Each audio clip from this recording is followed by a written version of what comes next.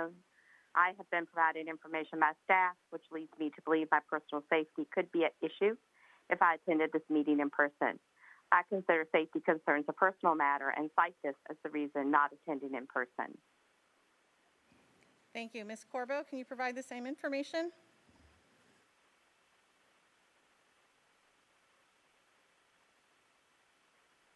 Ms. Corbo, could you please provide the same information?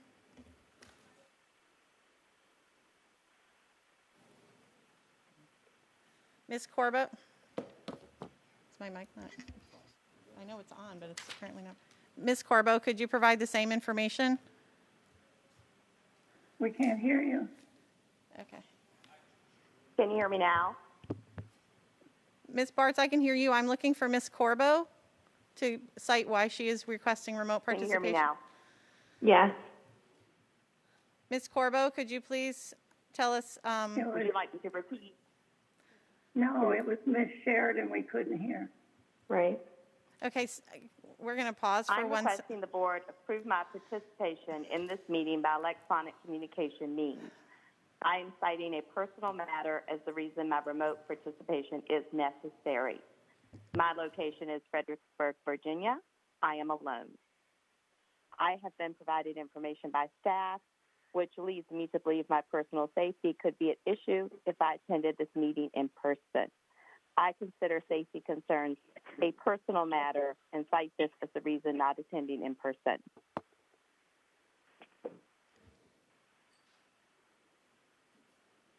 Ms. Corbo, if you're able to hear me, could you please state where you are, if anyone is with you, and your reason for not participating? I think we're having an audio issue. Did you hear that?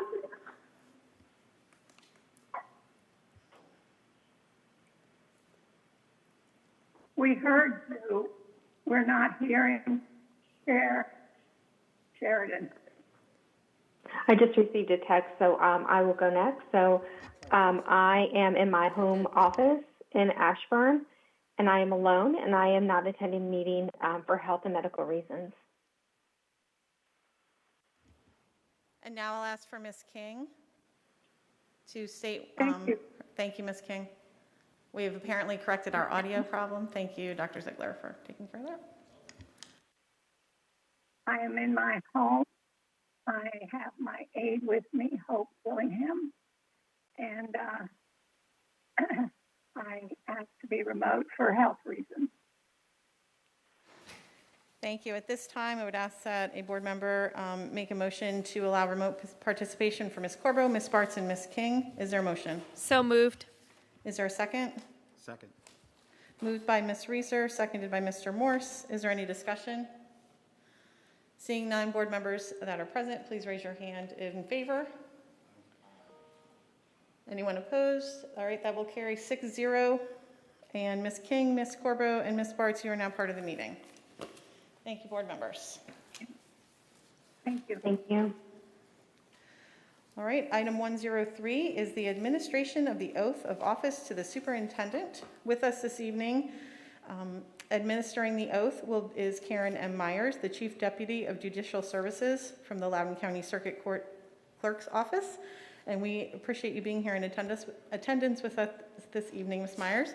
Board members, I'm going to ask you to join the superintendent and myself on the floor so that we can be a part of this.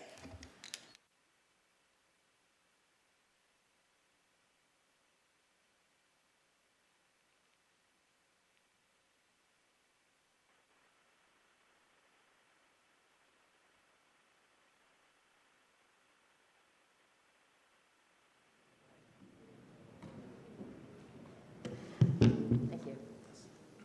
Okay, I need you to raise your right hand. Do you, Scott Ziegler, solemnly swear or affirm that you will support the Constitution of the United States and the Constitution of the Commonwealth of Virginia, and that you will faithfully and impartially discharge and perform all the duties incumbent upon you as superintendent for Loudoun County Public Schools according to the best of your ability, so help you God? I will. Okay. Need you to just sign right there.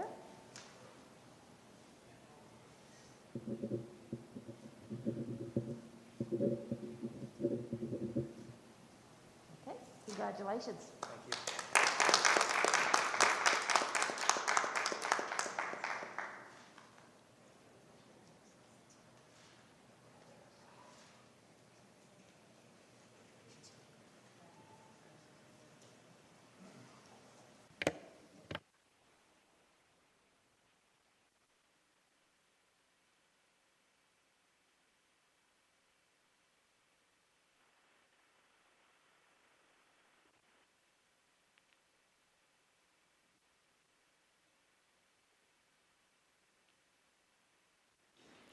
Again, congratulations, Dr. Ziegler.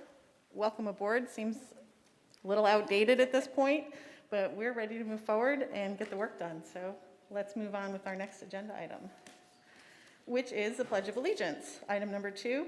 Board members, please stand and recite the pledge, and we invite everyone else to stand as well. I pledge allegiance to the flag of the United States of America and to the republic for which it stands, one nation, under God, indivisible, with liberty and justice for all.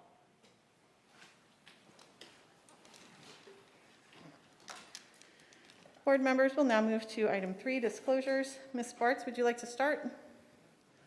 Yes. As a member of the Loudoun County School Board, I make the following disclosure to the school board and to the general public in connection with the item on tonight's agenda regarding the budget and our health insurance, and related benefits and any other discussion that may include or affect benefits for LCPS employees. Specifically, as a school board member, I am eligible to receive health insurance and related benefits as an LCPS employee. These benefits, however, affect thousands of employees, well in excess of the statutory 3 employees whose interests may also be affected, of which I'm included. I can and will participate fairly, objectively, and in the public interest. This disclosure will be reflected in the public records of the clerk of the school board for 5 years. Thank you. Ms. Corbo. Thank you, Madam Chair. As a member of the Loudoun County School Board, I make the following disclosure to the school board and to the general public in connection with an item on tonight's agenda regarding employee salaries, the budget, and or health insurance, and any other discussion that may include or affect salary and benefits for LCPS employees. Specifically, I am enrolled in LCPS health insurance and may be affected by any potential changes to health insurance. Specifically, my son and daughter-in-law are LCPS teachers who do not reside with me and are not dependent on me. These subjects include thousands of employees well in excess of the statutory 3 employees whose interests may be affected, of which I am included. I can and will participate fairly, objectively, and in the public interest. This disclosure will be reflected in the public records of the clerk of the school board for 5 years. Thank you. Thank you, Ms. King.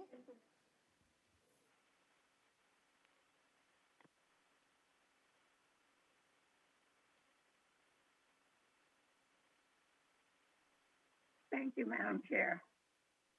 As a member of the Loudoun County School Board, I make the following disclosure to the school board and to the general public in connection with the item on tonight's agenda regarding employee salaries, the budget and our health insurance, and any other discussion that may include or affect salary and benefits for LCPS employees. Specifically, I'm enrolled in LCPS health insurance flex spending program and may be affected by any potential changes to health insurance. These subjects include thousands of employees, well in excess of the statutory 3 employees whose interests may be affected, of which I'm included. I can and will participate fairly, objectively, and in the public interest. This disclosure will be reflected in the public records of the clerk of the school board for 5 years. Thank you. Mr. Mahandavi. Thank you, Madam Chair. As a member of the Loudoun County School Board, I make the following disclosure to the school board and to the general public in connection with the item on tonight's agenda regarding employee salaries, the budget, and or health insurance, and any other discussion that may include or affect salary and benefit for LCPS employees. Specifically, I'm enrolled in LCPS health insurance and may be affected by any potential changes to health insurance. These subjects include thousands of employees, well in excess of statutory 3 employees, whose interests may be affected, of which I'm included. I can and will participate fairly, objectively, and in the public interest. This disclosure will be reflected in the public record of the clerk of the school board for 5 years. Thank you. Mr. Morse. As a member of the Loudoun County School Board, I make the following disclosure to the school board and to the general public in connection with the item on tonight's agenda regarding employee salaries, the budget, and or health insurance, and any other discussion that may include or affect salaries and benefits for LCPS employees. Specifically, my spouse is an LCPS employee, and either my spouse or I may enroll in LCPS health insurance that may be affected by any potential changes to employee salaries, the budget, and/or health insurance. These subjects include thousands of employees well in excess of the statutory 3 employees whose interests may be affected, of which my spouse and I are included. I can and will participate fairly, objectively, and in the public interest. This disclosure will be reflected in the public records of the clerk of the school board for 5 years. Thank you. Mr. Sorokin. Thank you, Madam Chair. As a member of the Loudoun County School Board, I make the following disclosure to the school board and to the general public in connection with the item on tonight's agenda regarding employee salaries, the budget, and/or health insurance, and any other discussion that may include or affect salary and benefits for LCPS employees. Specifically, I am enrolled in LCPS health insurance and may be affected by any potential changes to health insurance. These subjects include thousands of employees well in excess of the statutory 3 employees whose interests may be affected, of which I am included. I can and will participate fairly, objectively, and in the public interest. This disclosure will be reflected in the public records of the clerk of the school board for 5 years. Thank you. As a member of the Loudoun County School Board, I make the following disclosure to the school board and to the general public in connection with the item on tonight's agenda regarding the budget and/or health insurance and related benefits and any other discussion that may include or affect benefits for LCPS employees. Specifically, as a school board member, I am eligible to receive health insurance and related benefits as an LCPS employee. These benefits, however, affect thousands of employees well in excess of the statutory 3 employees whose interests may also be affected, of which I am included. I can and will participate fairly, objectively, and in the public interest. This disclosure will be reflected in the public records of the clerk of the school board for 5 years. Board members will now move to item 4, approval of the consent agenda. Ms. Reeser, would you make the motion? I move that the Loudoun County School Board adopt the Tuesday, August 10, 2021 consent agenda. Is there a second? Seconded by Mr. Mahadavi. Any discussion? Seeing none, all in favor, please raise your hand and say aye. And then I'm going to call so that we can record our remote participants. Ms. Bartz? Aye. Ms. Corbo? Aye. And Ms. King? Aye. That will carry 9-0. Thank you, board members. All right, we're now going to move to item 5, public comment. Please note that public comment for the public hearing on the support services abbreviated secondary school attendance zone change process is time certain starting at 6:30 p.m. If regular public comment has not been completed, it will pause at 6:30 p.m. and restart at the conclusion of the public hearing. Loudoun County Public Schools has revised the public comment procedures for the 2021-2022 school year, beginning with the first school board meeting of the new year on Tuesday, August 10th. Only persons signed up to speak to the school board will be allowed to enter the building. No public viewing area will be open during the public comment portion of the meeting. Those participating in public comment will be admitted through the west entrance of the building as in the past. A list of public commenters will be posted on the front of the building. Pre-registered speakers may check the list to confirm their participation and in order in the speaking lineup. Pre-registered speakers should line up at the west entrance when there are only 20 speakers ahead of them. 10 speakers at a time will be admitted to the building. Speakers who miss their time slot will not be called at a later time. 3 types of public comment will be accepted: written, virtual, and in-person. Access to submit written comments or to register for virtual or in-person public comment is available on the citizenship participation page of the LCPS website when it is active for an upcoming meeting. The public comment period opens at 9 a.m. on the Friday prior to the school board meeting and closes at noon on the day of the meeting. Registrants will be expected to complete the registration form in full and register only as an individual speaker. Speakers should participate in one method of comment only.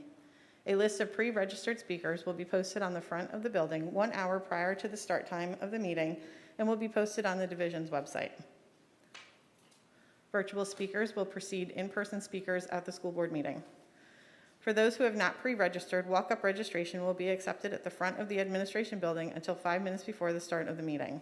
Those who register on site will be added to the end of the list of pre-registered speakers. The public is reminded that access to school board meetings is available through LCPS TV on Comcast Channel 18 and Verizon Fios Channel 43. The live stream of the meeting may be viewed on the website. Those who need translation, interpretation assistance, or a reasonable accommodation for any type of disability in order to be able to participate meaningfully in school board meetings or public hearings should contact the superintendent's office at least 3 days prior to the meeting. The speaking time will be doubled for speakers requiring translation interpretation assistance when requested. Copies of materials for board members should be given to the public information officer or designee in the media box at the back of the boardroom prior to the start of the meeting for distribution to board members. Please provide 12 copies of materials. Under no circumstances will a speaker approach the dais. The school board also is open to receiving comments outside of school board meetings as an alternative means of public participation. Per School Board Policy 2520, the civility, decorum, and respect for the functioning and dignity of the school board shall be maintained at all times. As a result, the chair will not approve posting of written public comments that are breaches of decorum or of the rules set forth in Policy 2520. Board members, you've been emailed the written public comment. This evening, each speaker will have 2 minutes to speak.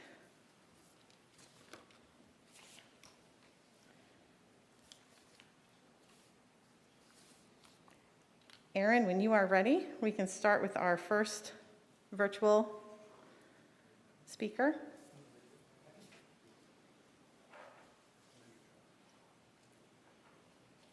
I am ready.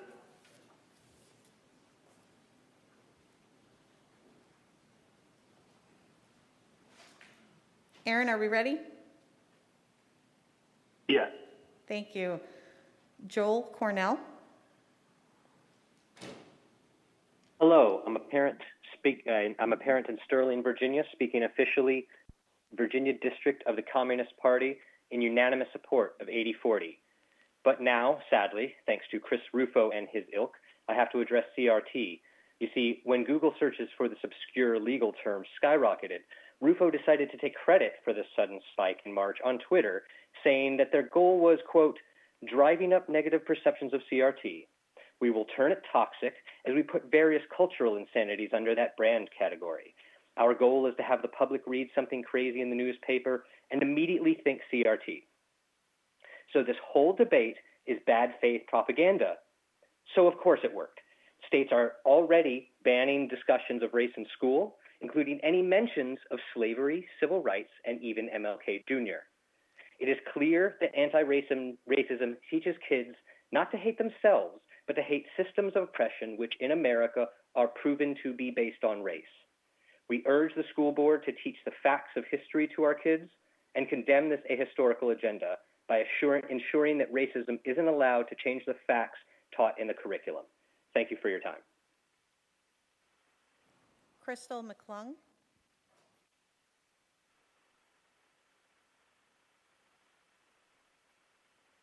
I do not see an attendee by that name. Katie Talento.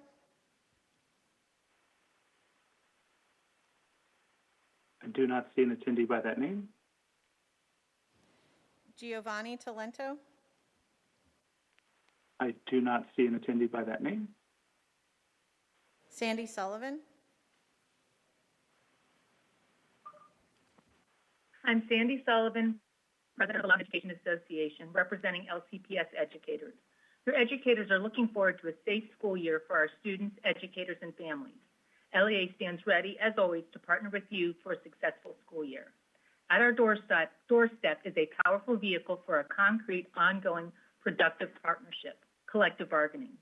Working together with the experts, LCPS educators, to develop policies and structures which will support students and the educators who support them each day. That is what will meet the needs of all of our students. An integral part of collective bargaining includes negotiating a contract which addresses educator working conditions. Educator working conditions are student learning environments. Let's work together for the best for our students, individuals who have unique differences, needs, and talents. LEA looks forward to engaging in meaningful collective bargaining with you. Liz Carter.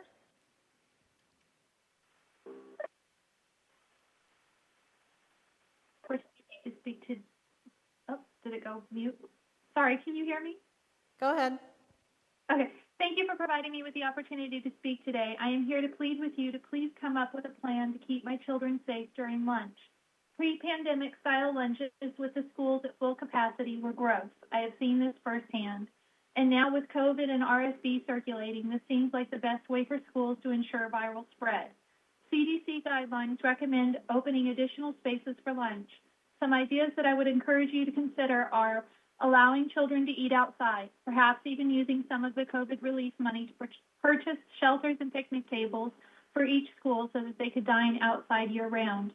Opening additional spaces for lunch, such as the school gyms, libraries, and classrooms, and allowing parents to check their kids out for lunch. I know that we all want our kids to be back in school, and as a community, we can and must come together to find solutions to this solvable problem. I encourage you to give this important matter the time, thought, and discussion needed to protect our community. I know that you are hearing a lot of noise also about CRT. Honestly, I am annoyed that this is even being taken seriously. CRT is a false narrative for the K-12, and I encourage the board to continue the work being done around improving equity within our schools. I am also here to let you know that I unequivocally stand in support of our transgender and non-binary LCPS students and encourage you to continue to enact Policy 8040 as the state requires, period. Lastly, I wish to thank you for all the hard work and long hours that you are doing under the most difficult of circumstances. I hope you know that although you are hearing a lot of hateful noise from a very vocal minority, that the rhetoric does not represent the voices of the majority of the parents in Loudoun County who are grateful to you. Thank you. Charlotte McConnell.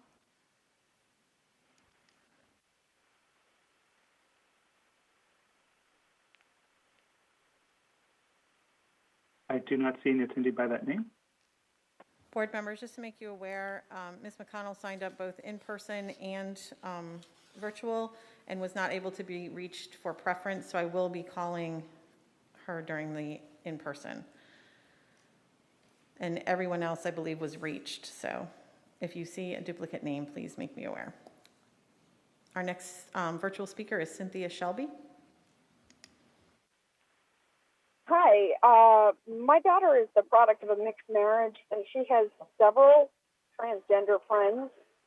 I want her to be able to learn from heritage and history from all sides, and for her friends to be accepted for who they are and have the right to live as who they are. I stand behind both pro-equity education and pro-8040. The idea that we are trying to teach CRT is a red herring. There can be no equality while those are trying to limit teaching equality. I'd also like to see the school system spend more COVID-19 funds on outdoor spaces for the children to be able to have lunch right now and to be able to spread those spaces within the schools to things like classrooms, the gym, and the library. We need to be able to maintain distance with the high transmission levels that are coming from Delta variants. The way the cafeterias are currently set up means children are going to be at high exposure distances during a time when they are most likely to be spreading it due to a lack of both masks and a lack of distancing. When you are opening your mouths on a regular basis, everything that is coming out is going to be spreading to all of the other kids. I appreciate all assistance that you can give us to be able to keep our children safe in a positive learning environment. Thank you very much. I appreciate all the work that you've done, and there are parents out there who appreciate you. Thank you. Jeremy Wright. I do not see an attendee by that name. John Teagues. Hi there, school board.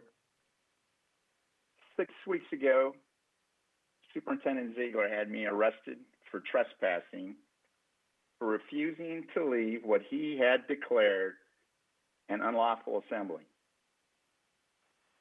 Now, this was an assembly where parents showed up to speak at a public meeting in a public auditorium for the purpose of public comment. Now, the school board didn't like it, and you guys walked out when Senator Black was applauded for it, but we continued on in a very peaceful, organized way. There was clearly no unlawful assembly. There was an unlawful arrest, and that was followed by your unlawful private meeting. I'm here to tell you today that there are consequences for illegal activity by public officials. And those of you who continue to disobey the law and, more importantly, be unresponsive to your constituents, we the people, you will be removed, starting with Ms. Bartz and continuing to every one of you who continues to endorse division and depravity, which is destroying our public schools. You are not our kings nor our queens. We do not live in such a country. We live in the United States of America.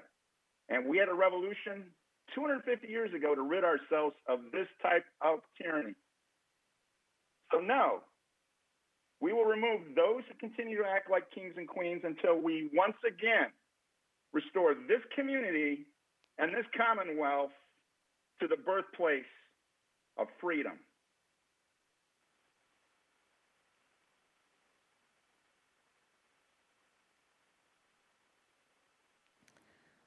Pavan Kumar Devalapalli.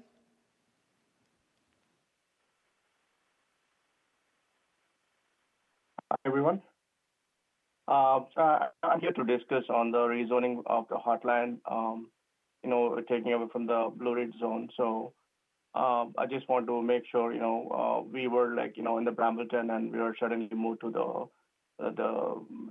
John Chapage zone. So, I have kids from middle school and elementary, so I cannot send my children to the Brambleton for elementary and then middle school for Mercer. So I just want to, I request everyone to keep the zoning as it is right now for the Heartland. That will make, all the families together within the Brambleton community, because I stay in Brambleton. I got home in Heartland thinking that the schools will be under the Blue Ridge zone. So right now, I think there is a zoning going on. So probably I'm requesting the board to reconsider the zoning and then keep Heartland within the Indy zone. Thank you. Bruce Stover.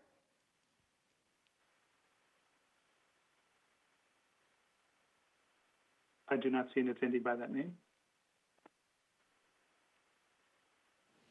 Uzma Raza.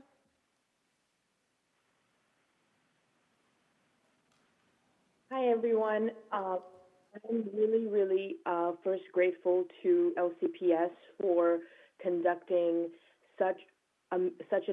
for doing such an amazing job last year. In unprecedented times, you kept our children and their education first and foremost. And as a parent, I'm really appreciative of that. I have a rising sixth grader and a rising second grader. My main concern today, for which I'm here, is obviously keeping my children safe in the event of this new Delta variant surge for the coronavirus. My main concern is my elementary school child, who's 7 years old. He will be required to wear a mask from 8 o'clock to 2:30 throughout the entirety of the day. And I do understand that masks are an absolute necessary thing to wear, but my only proposition for the school board is, can you think of reducing the school timing for elementary school kids, maybe from 8 to 12, so that they will be more comfortable and they would be able to have a more efficient school time? I would really appreciate if the board gave some sort of thinking to this proposition. Thank you. Joe Darden.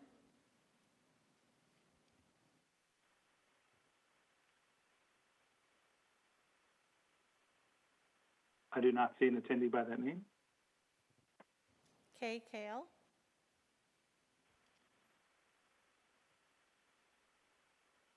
I do not see an attendee by that name. Shelley Slebert. 517. That's how many days it has been since our children have experienced a normal school day. The LCPS School Board and Administration changed the entire education structure in the names of COVID, equity, and politics. An LCPS equity training slide stated that teachers have a special role to teach academics. The statement should have stopped there. The teacher is not the second mother, and it is not their job to inoculate morals. Upon announcing Ziegler as the superintendent, Jeff Moore said, "We have facts, we have figures, we went back and forth, but we could not make a decision until you stepped in.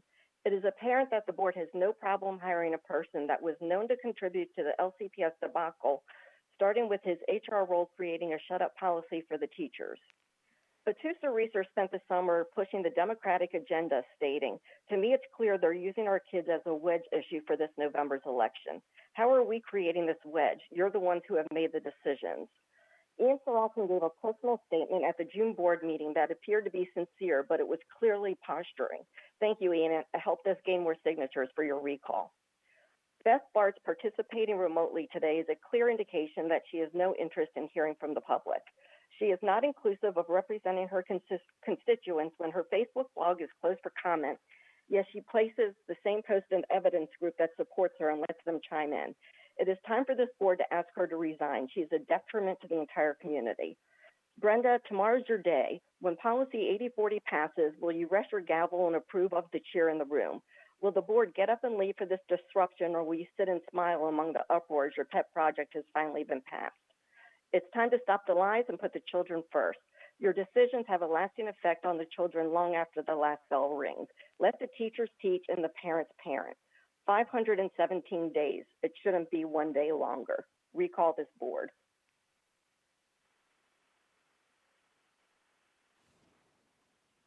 Gordon Shankman.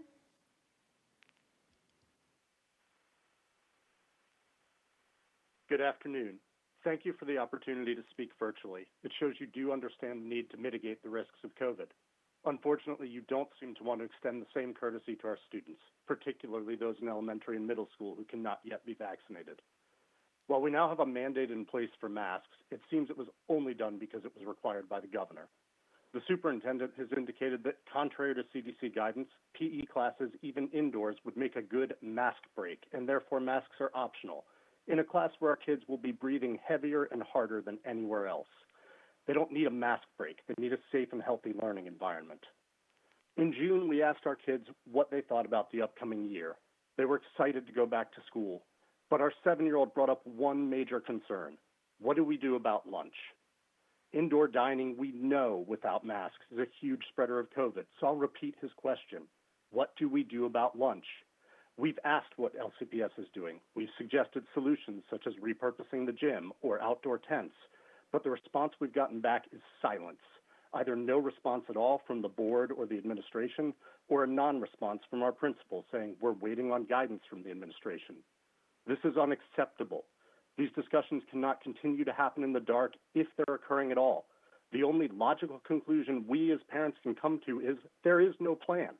We are continuing to fly by the seat of our pants, even though we've had over 18 months to come up with plans and strategies. We need to answer the lunch question so we can talk about hallway traffic, contract tracing, quarantine rules. We have 16 days until school starts. 16. We as parents demand that you act now and detail a comprehensive plan to implement CDC guidelines and provide a safe and healthy learning environment for our children. Thank you. Mohammed Goss.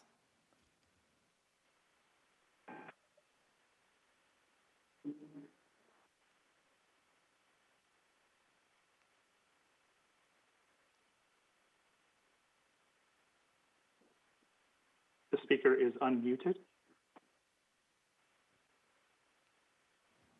Mohammed Goss, it is your turn to speak.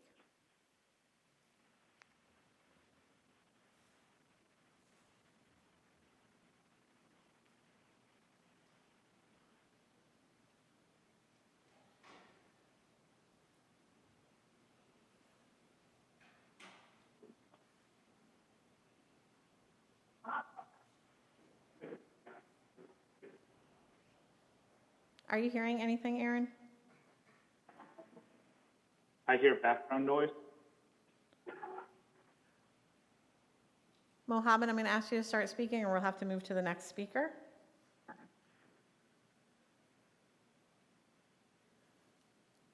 All right, Robert Rigby.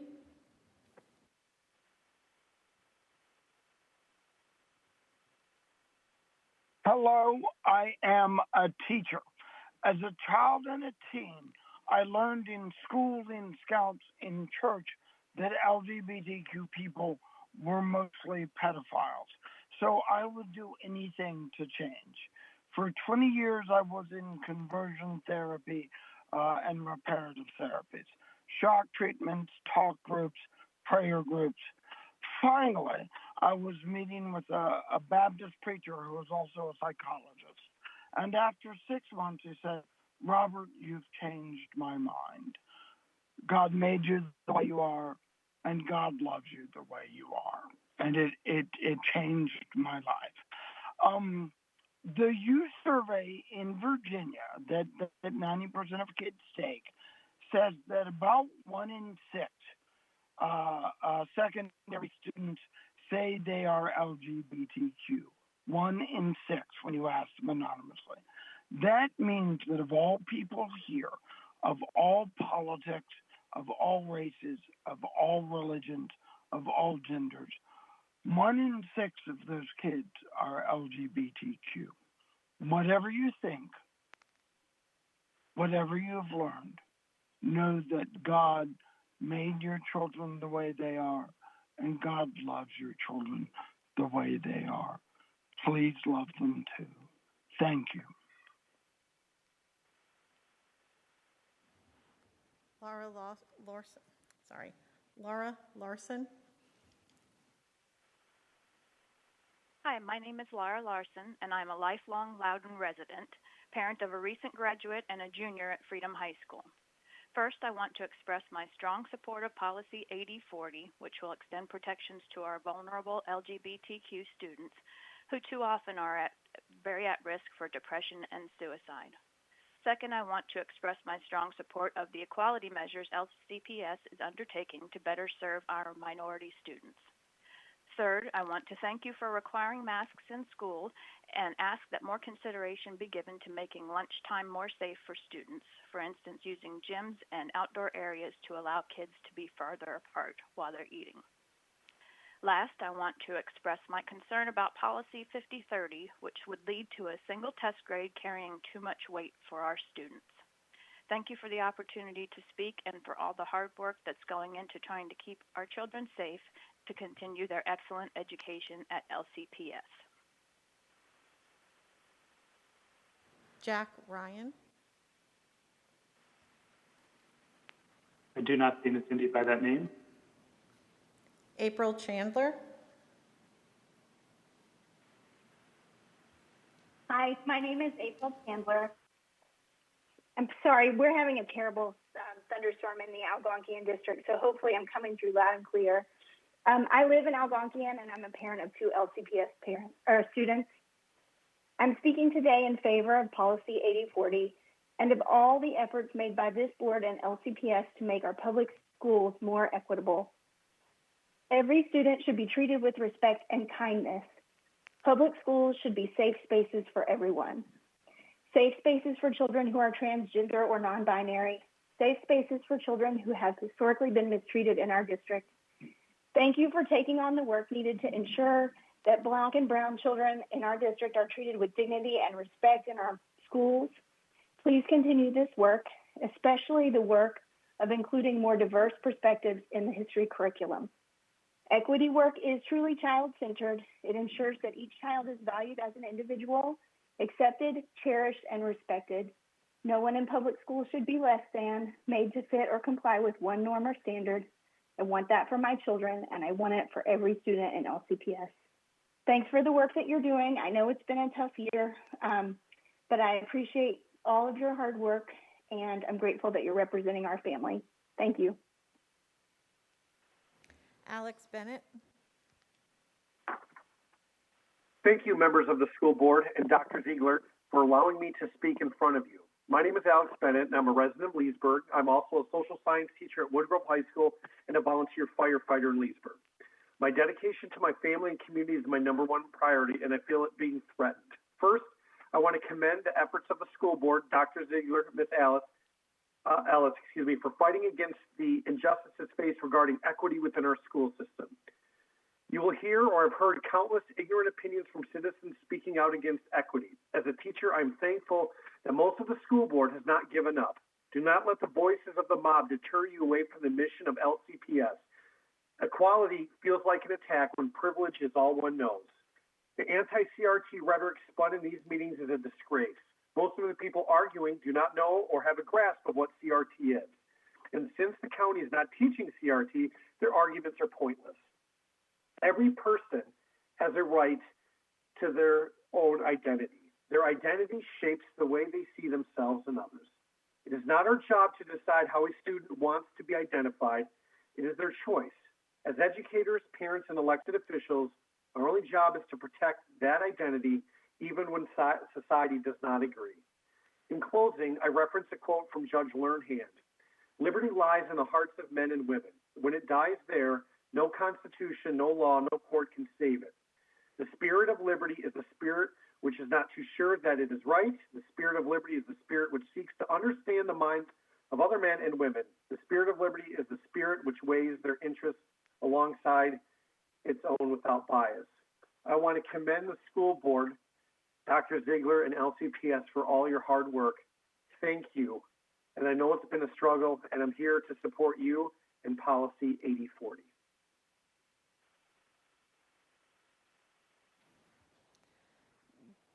Ghazal Madhira. I do not see Cindy by that name. Chris Candace Tuck. Good evening. On behalf of Equality Loudoun and its hundreds of members, I would like to thank the school board for their tireless efforts and commitment to equity for our students and for your diligent work on crafting Policy 8040. This process has been open, fair, and transparent, providing residents of Loudoun County with ample time to provide input and request feedback from their duly elected representatives. We also understand and want to reinforce the requirement from the Commonwealth of Virginia that these policies are mandatory and must be passed before the start of this next school year.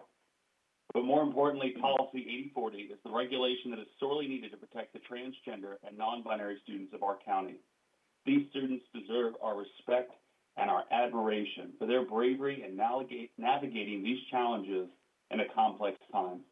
They should be held up as examples of perseverance and authenticity. They deserve our highest respect. They deserve every opportunity to feel safe and affirmed in achieving an exemplary education that Loudoun County is so well known for. We highly encourage you to pass Policy 8040 and hold Loudoun County Public Schools to a 21st century commitment to respect diversity, inclusion, equity, and equality for all. Thank you. And I also have Lindsay, Olivia, and Sebastian here. We weren't able to sign on 4 different computers. I apologize. So I don't know if they can speak through this as well. They are all signed up individually, so we'll go with Lindsay Tuck next. Thank you. Transgender students deserve equal protections and access to an education without fear of discrimination. Please support Policy 8040. I appreciate all that the school board does. Thank you. Olivia Tuck. As a parent, I support transgender students. I think everyone deserves to be treated fairly. Everyone deserves love and respect. Thank you for all that you do to make our schools safe and fair. Thank you. Sebastian Tuck. Thank you for all you do, school board. Support parents, please. Thank you.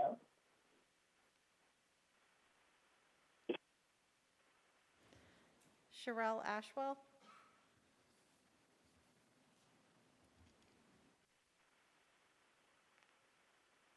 Sorry. Hi, I'm Sherelle Ashwell. I am a former LCPS parent and a current secondary teacher. I've been a high school teacher for 7 years, and a drastic decline in student grades, accountability, and drive is alarming. Each year, the expectations have been lowered, and students adjust and do less. We keep moving the goalposts. We should be working to get our students to reach the goal. Keeping high expectations encourages hard work and drive. Our students can do it. I'm asking you to review the LCPS grading policy for secondary students for both middle and high school. I'm asking you to survey students, parents, and teachers to develop a sound grading policy. This past year was an absolute mess when it comes to the grading policy. The red flag should have been the overly complicated spreadsheet that was asked of staff. If it takes a spreadsheet to figure out the number of assignments, grades, percentages, then it's too much. Talk about making an already messy situation worse. Keep it simple, and we can all get on board.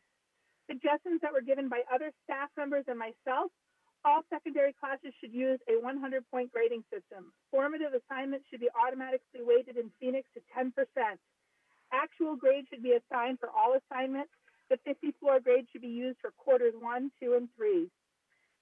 Late assignments. Students work hard for their due dates. They verbalize they need these. We need to get behind them and support them in this. Retakes need to be given at below a 70% and must meet teacher requirements. Remediation, complete test corrections.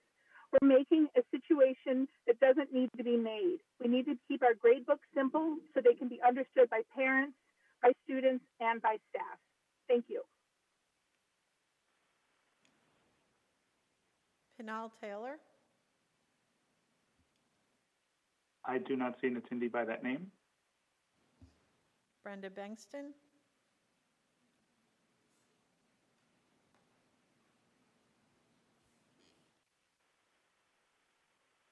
Hi, I'm Brenda Bingson.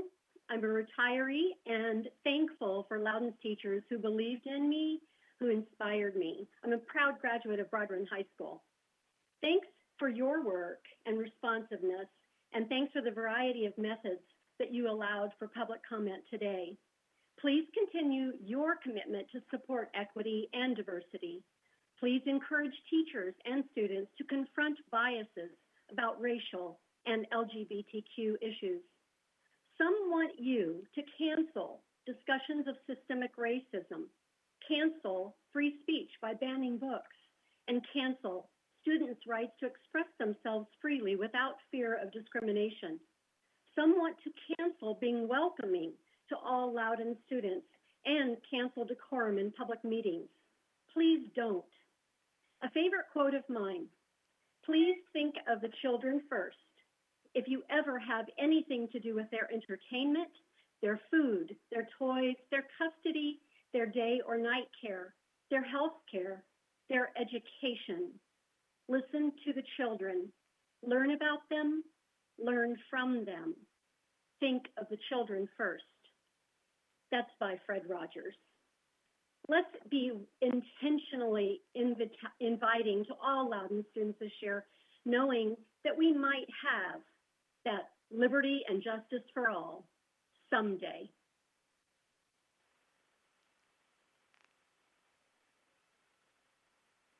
Kelly Wagner. I do not see an attendee by that name. Ren Wilson.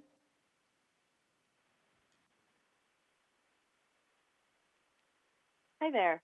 My name is Ren, and I'm a non-binary college student. I'm also the chair of the Virginia YCL, here representing the Communist Party of Virginia. As a non-binary student myself with many trans, non-binary, and gender-fluid peers, I can imagine the impact that it would have if my school were to disrespect and ignore my identity. That is why I'm here to encourage you to support Bill 8040 in order to support transgender and gender nonconforming rights in your school. The top cause of death in children school age is suicide, and the risk of suicide is increased exponentially among young LGBTQ+ folks. This risk goes up the less support that they get from family, friends, and institutions around them.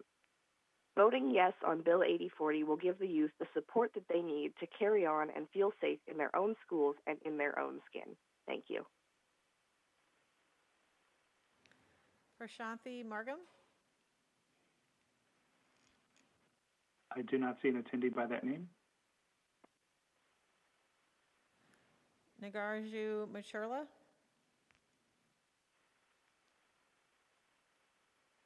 Do not see an attendee by that name. Patricia Caldwell-Wilson. I am here. Go ahead. Dr. Ziegler, members of the board. My name is Patricia Caldwell-Wilson, and I'm here in support of collective bargaining. Collective bargaining allows educational professionals a voice in education that has been missing in Virginia for too long. Teachers' working conditions are the same as students' learning conditions. The lack of input in respect of the terms and conditions of wages, hours of work, working conditions, benefits, training, health, safety, and grievance procedures finds us seeking solutions to problems I never thought I would see as an educator. Most of our educators and educational support professionals are residents and parents right here in Loudoun County. Hostility between the board, parents, and teachers is the last thing our students need at a time when a pandemic has wrought so much isolation, death, sickness, and mental suffering on us all.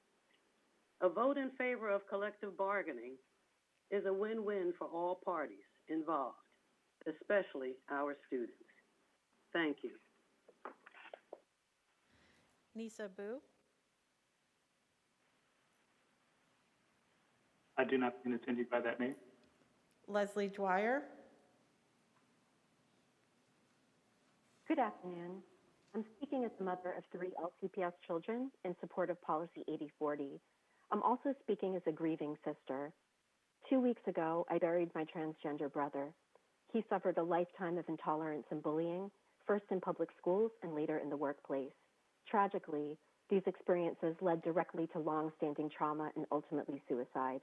I'm speaking here tonight, speaking from the depths of my heart, to tell you that intolerance against trans and non-binary students should not be a matter for political gamesmanship by outside interests with no connection to our schools. Intolerance is not about politics. It is about basic human rights and dignity. Intolerance destroys lives. It destroys families. It leaves long-standing scars on our communities.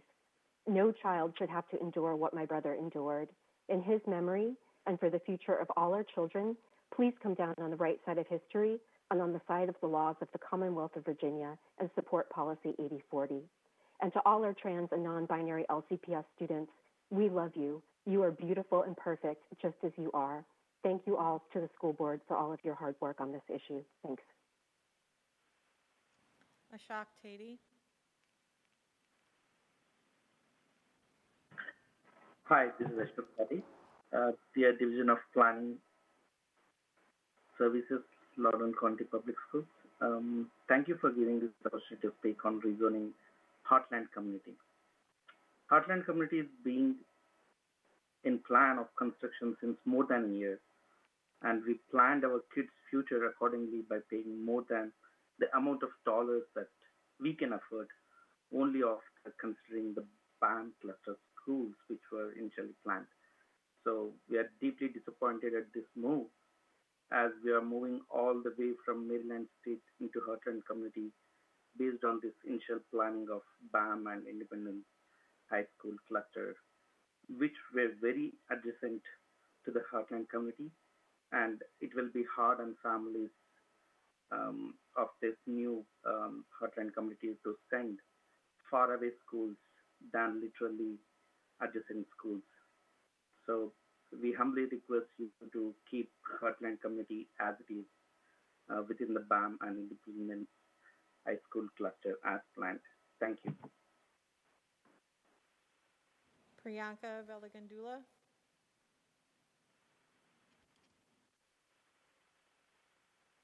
I do not see an attendee by that name.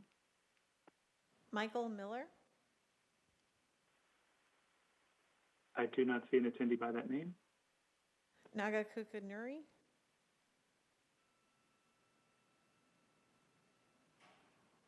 Yeah, this is Naga Kukunuri. I hope I'm clear. I see some static noise actually. I'm here to express my opinion about the school region proposal for the homes on Fleetwood Road North in Heartland. It has been proposed of regioning these schools for Heartland to all the John Champ and Mercer school cluster, but we believe the homes on Fleetwood Road are close to Brambleton Independent High School cluster. So I would like to request to stop this proposal and continue Heartland homes on the Fleetwood North to continue under the Brambleton cluster. Heartland is a new community, and the home sales have started during the first quarter of this year. And homes in Heartland community has been assigned to Brambleton schools when we signed up for the home. And it seems like it's unfair and to commute toward 50 while we are close to Brambleton schools. That's my strong belief that many families are facing this and taking it hard. Thank you for considering our request and giving opportunity to express our opinion here. I hope this proposal will be stopped. Thank you. Sunili Nima.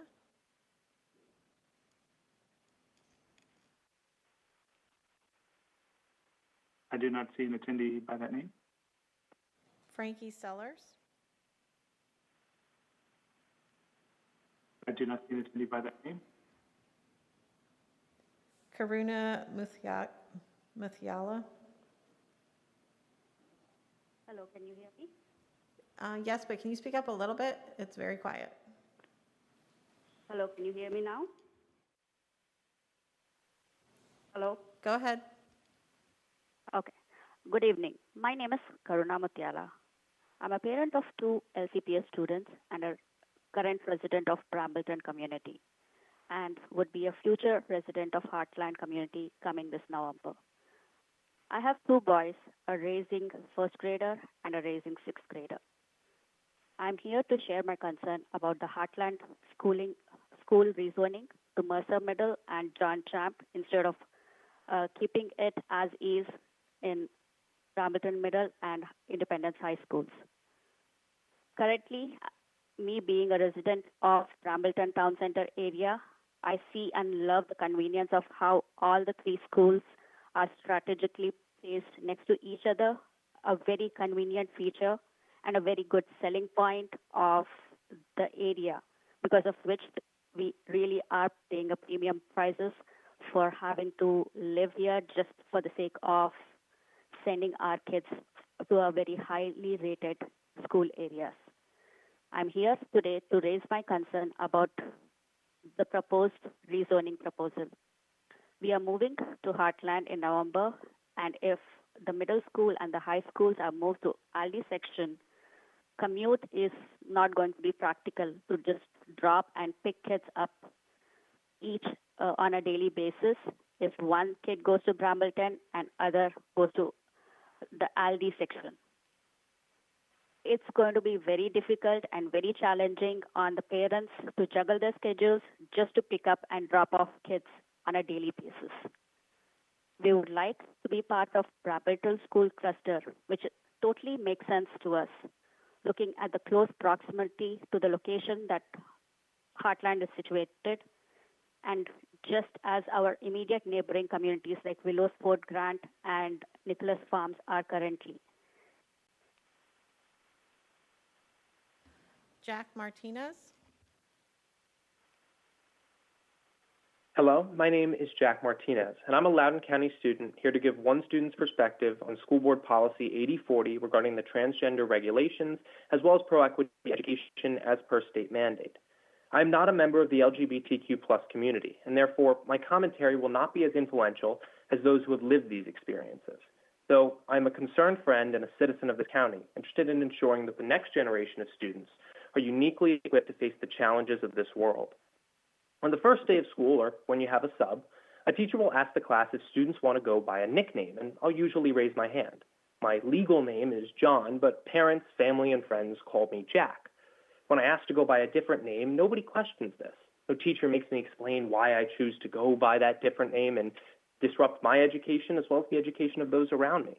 Yet, for transgender students, this is an entirely different reality.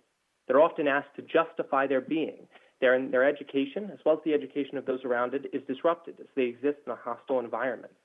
The Supreme Court case Tinker v. Des Moines states that government can regulate any activity that disrupts the education of students. Now, without 80/40, the education of transgender individuals and their peers will be constantly disrupted.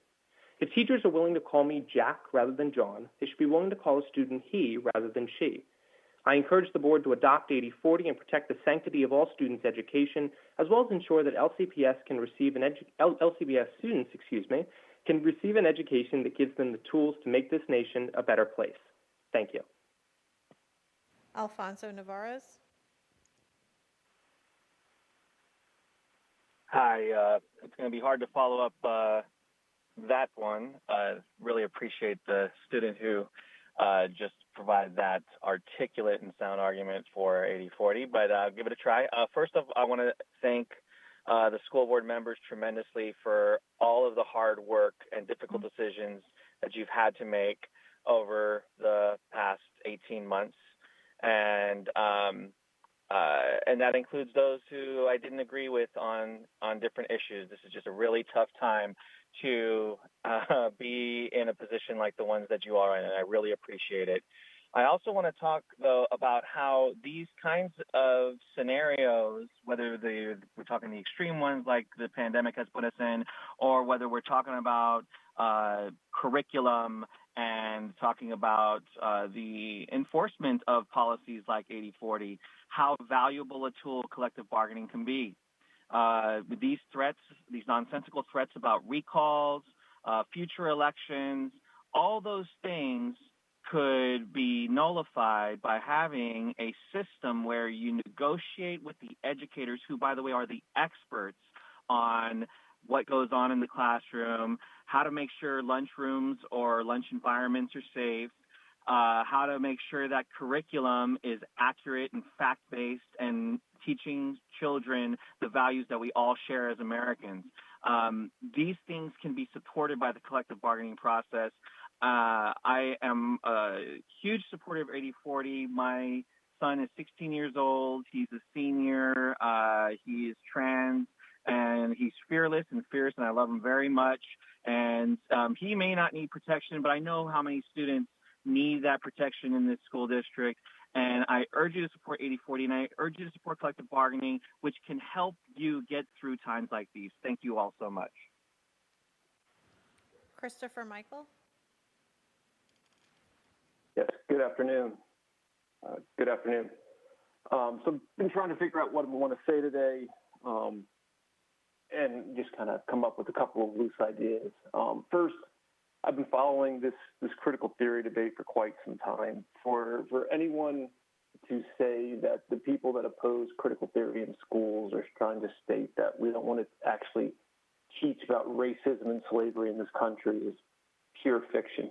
In fact, in the circles that I've made, it's quite the opposite. We do want to teach about all of the evil and ugliness in this country, but we don't want to make slavery and racism the foundational elements of everything that we teach, right? And that is what critical race theory wants to do, right? And for those that say we don't know what it is, trust us, we know what it is. We've been spending the time putting in the work, Brenda. So we do know that culturally responsive teaching, a culturally responsive education, whatever framework you want to call it, it is rooted 100% in CRT and in critical theory. That is undeniable. That is beyond dispute. You can look at all of the authors. We're reading the journals.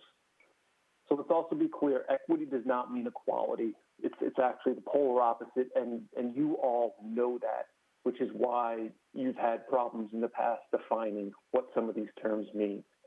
As far as what white supremacy means, I would like to have the school board please put out a definition. I would love to hear in your terms what white supremacy means. I think that you owe that to the taxpayers and to the parents to understand what you believe that means. And finally, I just want everybody to understand that the way that this has all come about has been through laundering of faulty work through the academy. One of the prime examples is people just look up and Google grievance studies, and you'll see that they actually rewrote Mein Kampf using feminist theory, and it was approved scholarship. Zelma Wise.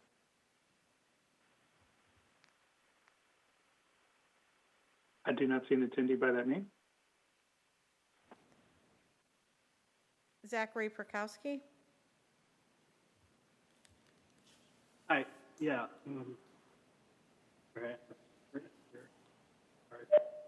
When I was a student here in Loudoun, a little longer ago than I'd care to admit, every year on the first day of school, the teacher would go down the roster and they'd check. Do you prefer Zach or Zachary? Anton? Tony? Christopher? Oh, you use your middle name. Nice to meet you, Tyler. And they'd make little notes in their grade book and they'd learn our names. It's Respect 101, and it was a key part of building a good student-teacher relationship. As a current Loudoun taxpayer and voter, I don't see why it should be any different today. If someone named Brenda wants to go by Brandon and socially transition, they should be allowed to. Trans rights are human rights, and trans kids are due just as much respect as anyone else. If teachers can't treat their students with respect, that's not a First Amendment issue, it's a job performance issue. Thank you for your time.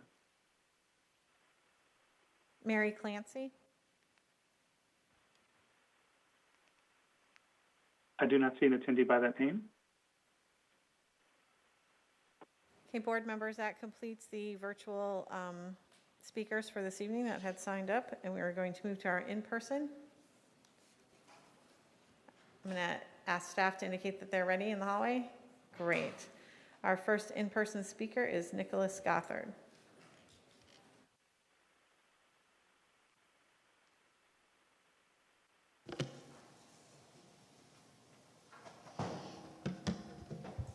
Good evening. Frankly, this is a little weird. I'll be completely honest with you guys.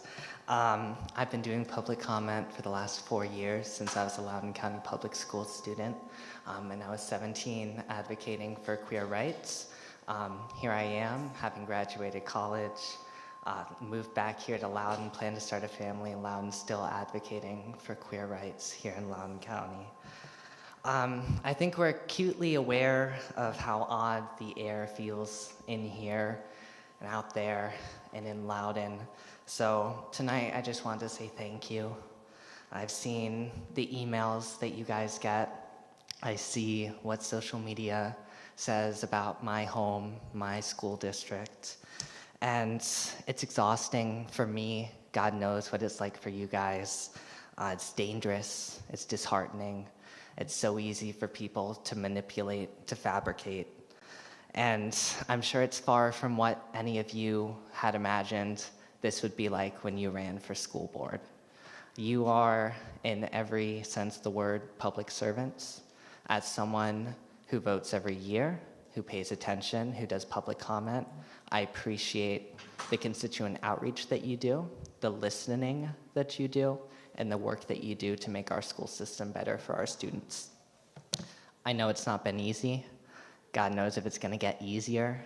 So I wanted to take the time tonight as the first person of in-person public comment to say thank you, that I support policy 8040, and I support our transgender students.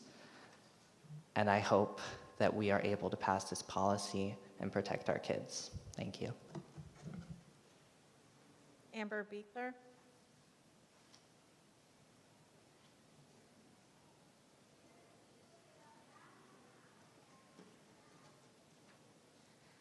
Yeah, this is going to take some getting used to.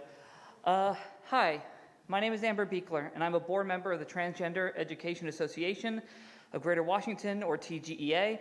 I'm also an LCPS alumna and a former substitute teacher. Some of you on the board might remember the first time I ever spoke at any school board meeting was in this room 3 years ago.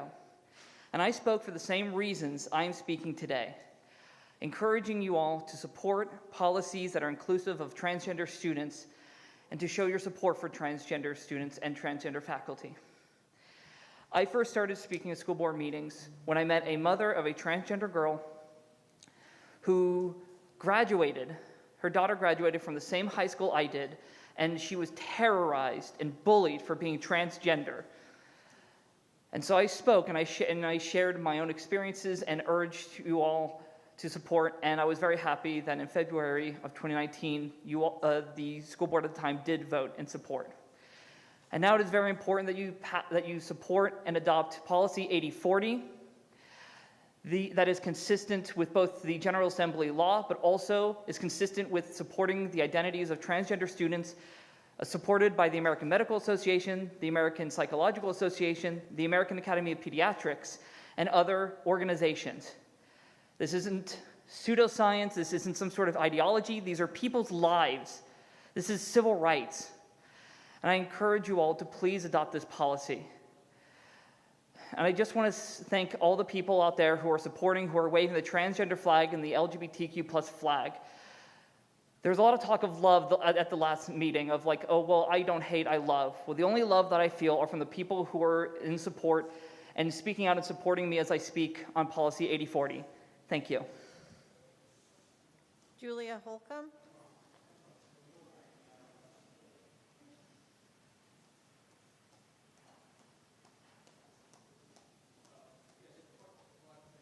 Excuse me, is it 2 minutes? It's 2 minutes, isn't it? Thank you.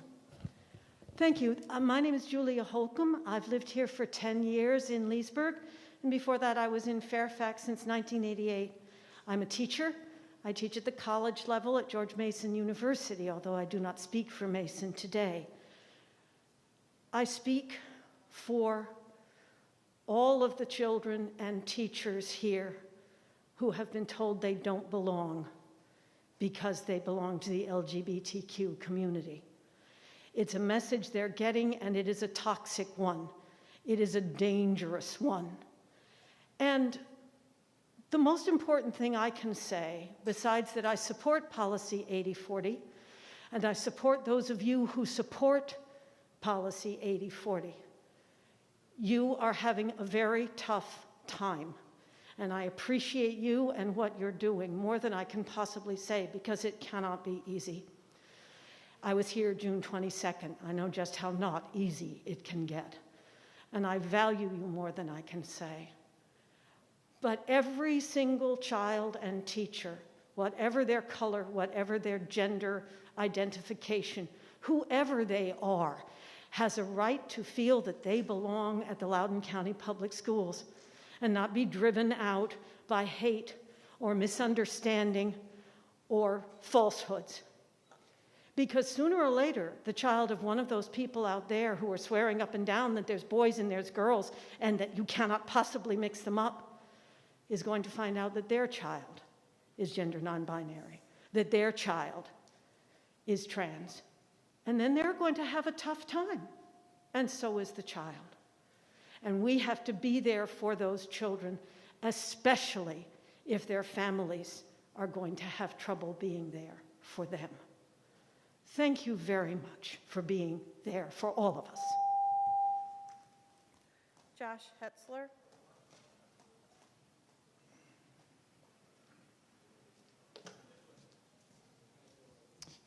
Good evening. My name is Josh Hetzler. I'm the legal counsel for the Founding Freedoms Law Center.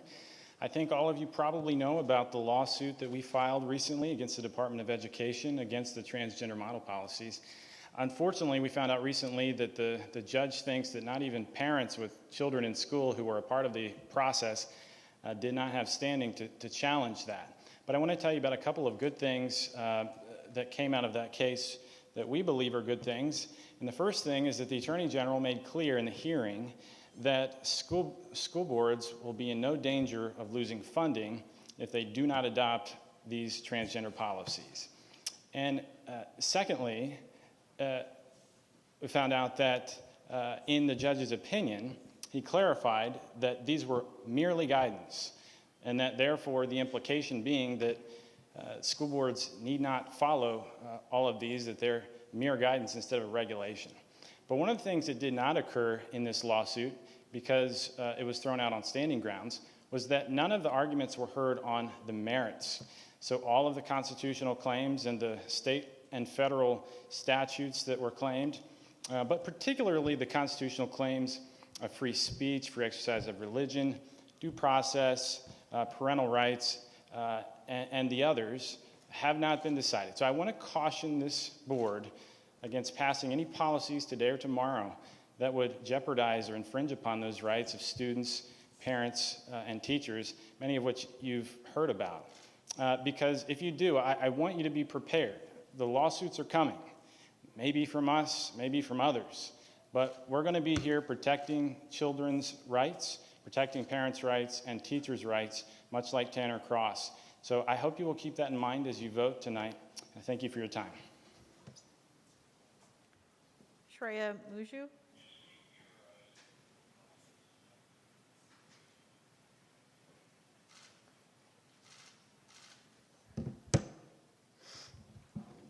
Good evening. I come here as a former student of the Loudoun County Public School System, a system that has given me incredible opportunities but also brought a lot of pain because of what I've experienced and witnessed. I hope you've brought open hearts and minds here today to listen to someone that may have a different perspective than you. The reason I'm here is to discuss the false rhetoric and misinformation that has been spread here regarding critical race theory and how racism continues to exist in the school system today.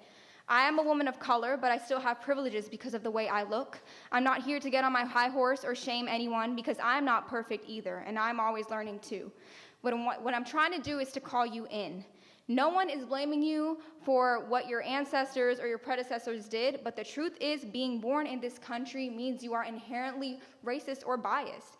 The information we are fed through the media and movies we watch, the books we read, how we see black and brown people portrayed, unconsciously affects how we see each other.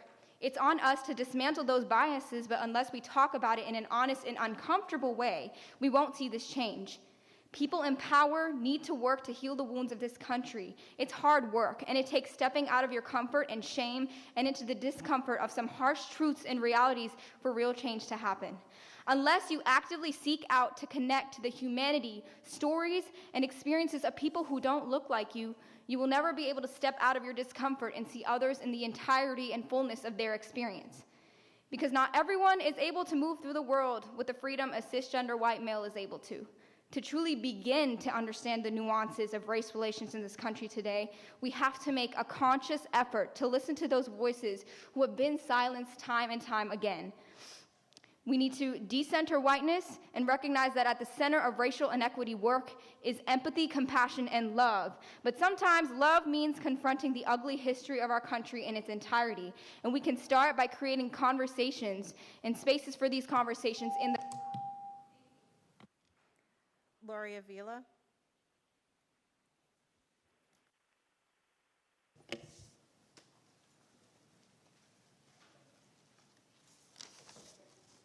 Good evening. My name is Lori Avila, and I'm a Loudoun County parent of 5 children. I have my 2 youngest with me this evening. Virginia Code 1-240.1 states, and I quote, "A parent has a fundamental right to make decisions concerning the upbringing, education, and care of the parent's child," unquote.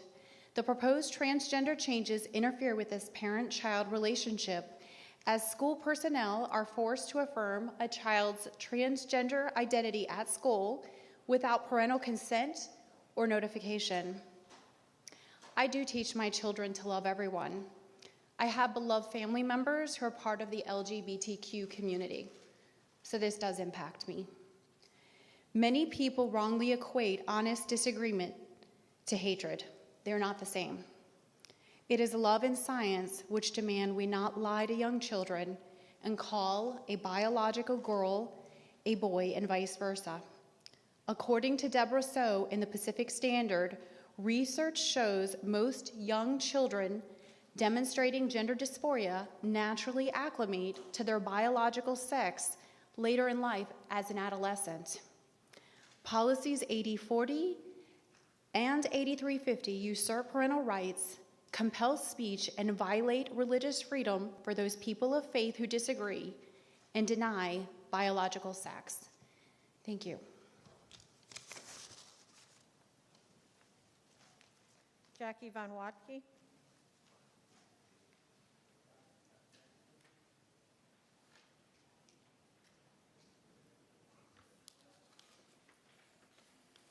Ryan Mooney.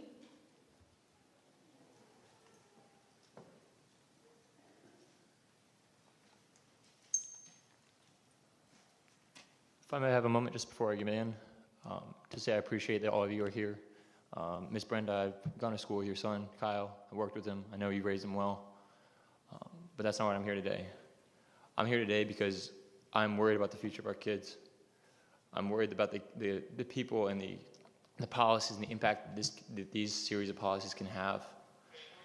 As someone who was growing up and went to Parkview High School and graduated, went on to UVA, I've seen so many people slip through the cracks. And the policies that we're proposing today and accepting is that sexual identity and everything going on in our life is the way we're destined to be, right? The idea that you can't grow, that people don't have to struggle to find identity, but that's what life is. It's about growing through all the hard times. I look at my little brothers and I'm reminded of the things I've gone through. I'm reminded that as a 13-year-old boy I was molested. I'm reminded of the fact that my little brothers to me every day, that I want the best for them. I don't want the sexual predators to slip through the cracks, which is what these loopholes and these policies provide. I want to love on these people. I love on the people that are finding their identity. And I want them to know it's going to be okay. But the policies here today are tying the hands of parents, teachers, and friends of our kids.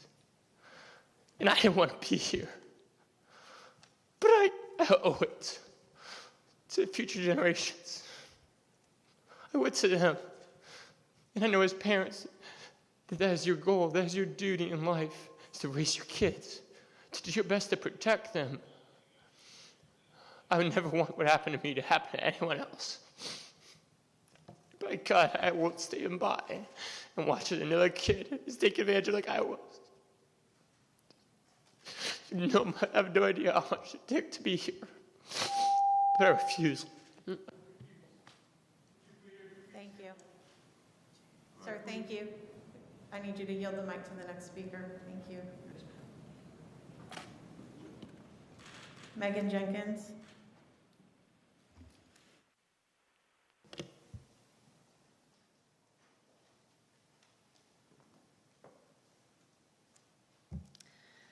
I have a question for you ladies on the school board. How would you like to go into a locker room right now where there is a naked man staring at you with an erection? If the thought of that makes you uncomfortable, it also makes my 12-year-old daughter uncomfortable. If passed, Policy 8040 would allow boys and adult LCPS male staff members to walk around naked in the girls' locker rooms. This is sick. Biological girls in LCPS deserve safety and dignity in private spaces, and Policy 8040 will cause girls tangible and emotional harm. Vote no to Policy 8040. Several counties in Virginia, including Russell and Warren County, have already voted no to a transgender policy. The model policy issued by the state is not mandatory. The judge that dismissed the VDOE lawsuit said that the model policy is only guidance, and school boards can reject it without consequences. Most of you on the board either have a daughter or granddaughter in LCPS. Please ask yourself how they would feel changing in front of a boy. I have a feeling that, by the way, some of you voted on a similar topic in May, that you might be on the fence about Policy 8040. It is never too late to do the right thing and vote no to this. Also, Policy 8040 goes against freedom of speech. It is unconstitutional to force someone to use a pronoun that they do not agree with. Vote no to Policy 8040. Patty Menders.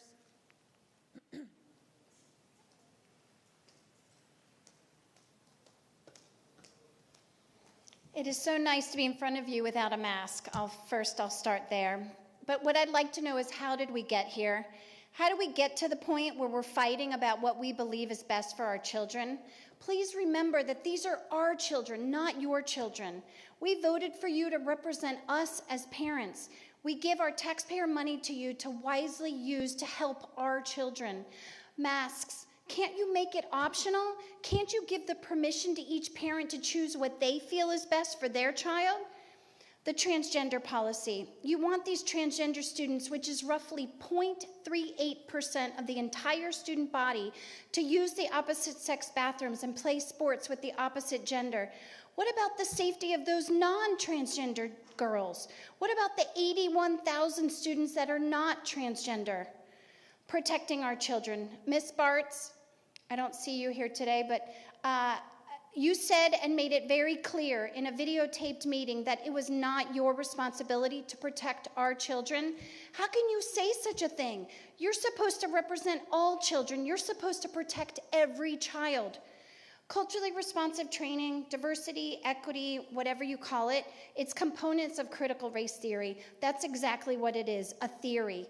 Can't we get back to academics? Can't we focus on teaching my junior in high school the basics of math, science, writing? Can't you help my son prepare for his future instead of teaching him to be a social justice warrior? It doesn't matter to my son what color the child sitting next to him in the classroom is, or the color of the player on the football team with him is. It matters that they respect each other and can have a great dialogue in the classroom without making them feel guilty or victimized because of the color of their skin. I'm pleading with you to please put aside your progressive ideologies and do what's best for all 81,000 of these Loudoun County students. Put our children first. Renee Camp.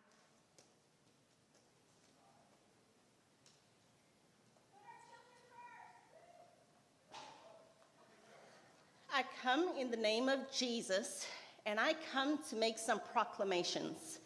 God is not afraid of you, and he sees you. This is a bill that is out there, and this will not stand. Jesus is Lord, and every name will bow down to that name. I break every curse from hell over the LCPS right now in Jesus' name. I cast down imaginations that every high thing that exalts itself against the knowledge of God and brings into captivity every thought and everything that you teach into the obedience of Christ. CRT, you will bow down to Jesus. You on the school board, you will bow down to Jesus. I decree that the 10 Commandments will be taught in the schools all across America. Children will know that there are only 2 sexes. The Pledge of Allegiance will be recited every day in school. Our children will learn about the Constitution and the American true history, and revival will break out in the schools all across America. I decree and declare that is happening. Our children are a promise of God. They are the seed of the righteous, and they shall be delivered. They are the descendants of Abraham, and they will defeat their enemies. And if you do not repent right now, you will be counted as one of those. They will perform the signs and wonders from the Lord of hosts. And I just want to add that God created man in his own image. In the image of God created he him. Male and female created he him. That's in Genesis 1:27, that you will be reading in the schools very soon, and I decree that in Jesus' name. And God blessed them and said unto them, be fruitful and multiply, and our children will. And HB2, every parent go and look up HB 257, because that gives every principal the right not to report. Emily Hart.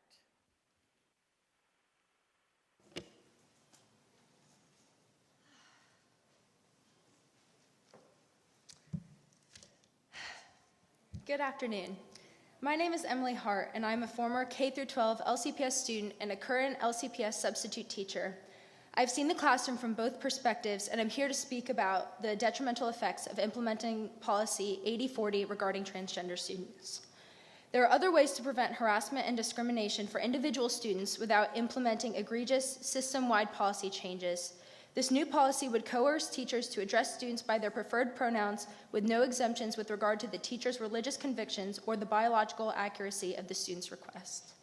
This compelled speech violates the First Amendment and would force teachers to act against their sincerely held religious beliefs. Furthermore, this policy would grant students with any gender-expansive identity to use the restrooms and facilities of the opposite biological gender, which can be very anxiety-inducing for students who have suffered from sexual assault. By using such broad, vague language, such as gender expansive, that is not in any dictionary and not requiring any substantiating evidence from students, there is no limit to which students can use which facilities, and that would lead to abuses and confusion among students. Safety, privacy, and security in bathrooms and locker rooms would be a thing of the past. And most of all, this policy reveals a complete disregard of science, absolute truth, and the fundamental well-being of students. The moment we disregard the truth and cower to cultural trends is the moment our children cannot trust their teachers or the legitimacy of what they're being taught. The truth, as well as the physical and mental safety of children, must be the greatest priority of the school board. With my remaining 30 seconds, I'd like to call on all of my friends that I know are watching at home and all the other Christians out there that don't know how to speak up or feel nervous to. Because if we allow our freedom of speech or freedom of expressing our religion to go now, these policies will pass, and once they're passed, there's nothing we can do to stop it. So if we compromise on these principles early on, there's nothing we will be able to do in the future. Our Father, who art in heaven, hallowed be thy name. Thy kingdom come, thy will be done on earth as it is in heaven. Give us this day our daily bread, and forgive us our trespasses as we forgive those. Thank you. Please yield the mic. Aaron Dunbar.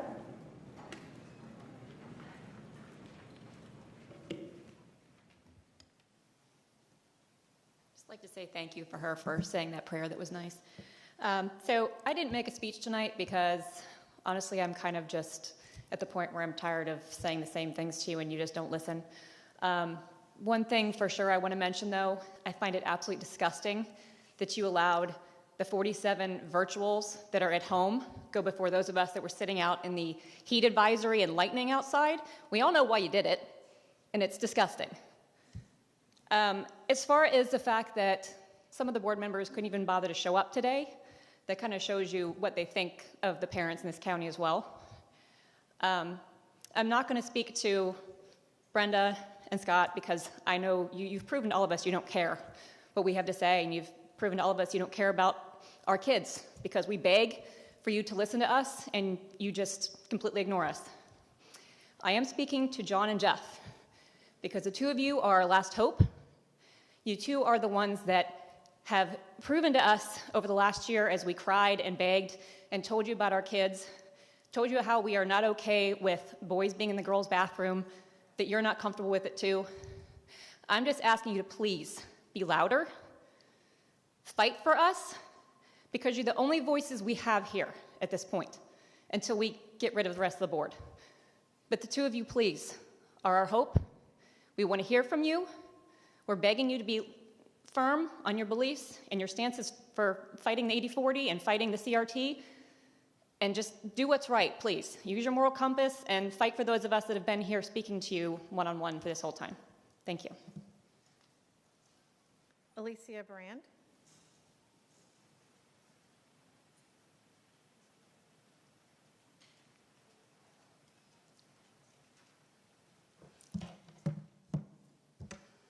I'm struggling with re-enrolling my kids in Loudoun County Public School. On one hand, they need an education so that they can get into the schools of their choice, so that they can be what they want to be when they grow up. On the other hand, they have suffered emotionally for the last 20 months and need to be with their peers in their public school. I'm struggling because Loudoun County Public School cannot give me both of those, and now I have to make a choice, and neither choice will give me a whole child. I moved here 8 years ago when this school system was a world-class educational system. The parents, the teachers, the administrators all worked together for the betterment of our children. But now, because of the decisions that all of you have made, I don't believe that any child can get a quality education. I do not believe that our children can thrive in the school system. I have watched you over the past 18 months destroy a wonderful school system. Bring it back. You all have the power to do that. Ziegler, you're here. Do something. Help us. Help our children. Help the parents. Listen to us. We don't have hate in our heart. Jeff, stand up. Stand up. You're a good man. Do this for our children. John, thank you for standing up. The rest of you, I don't believe in you anymore. You need to be closing 18 months, 20 months of a learning loss. Our kids are walking into these classrooms with social anxiety and emotional challenges, and you've done nothing except train teachers in cultural competency. What about our kids? Come on, let's heal this community together. You're in the positions to do it. Let's do it together. Thank you. Please yield the mic. Willow Wonky.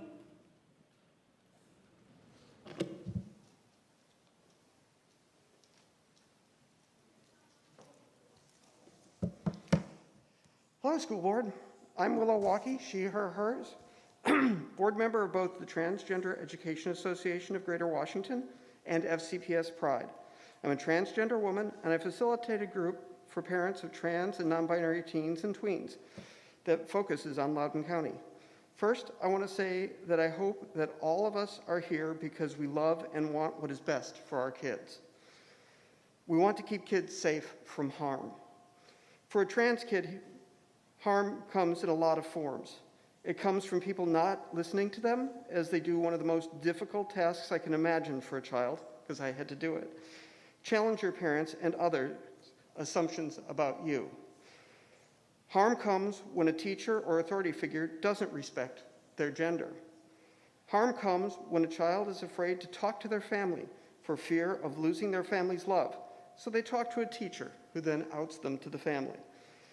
Harm comes when trans kids don't drink anything before or during school because they're afraid to use the restroom. What harm do people fear from trans kids? Cisgender boys and girls have assaulted kids in restrooms in schools since schools started, regrettably. And marginalized people are often the target of those assaults. Reduce harm, protect trans kids, pass Policy 8040. Thank you. Charlotte McConnell.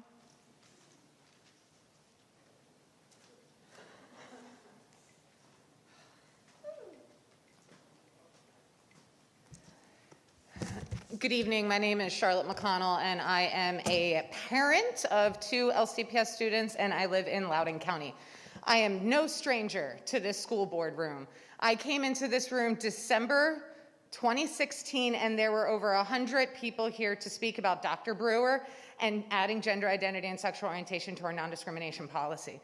I was in the parking lot June 22nd, and I have never been so scared in my life. It breaks my heart what has happened to this school board and also to all of you sitting on the school board. I helped elect a lot of you. I knocked so many doors for you, Brenda, like I was running on fire because I care about protecting all of our students.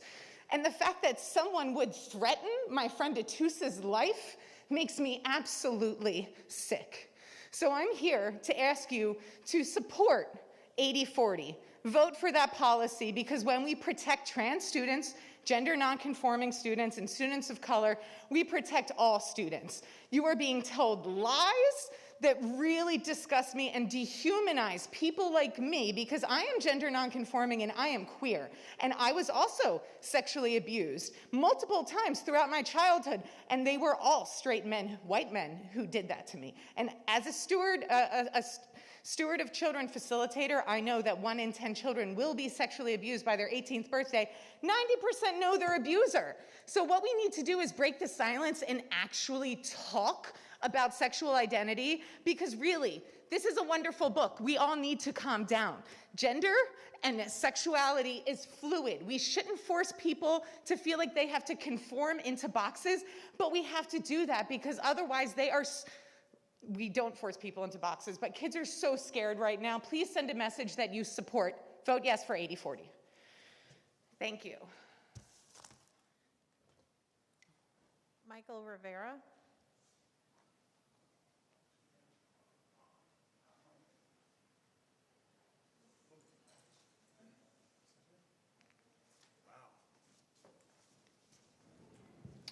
Good evening. Once again, the school board has proven itself to be an abject failure, plain and simple. It's not personal.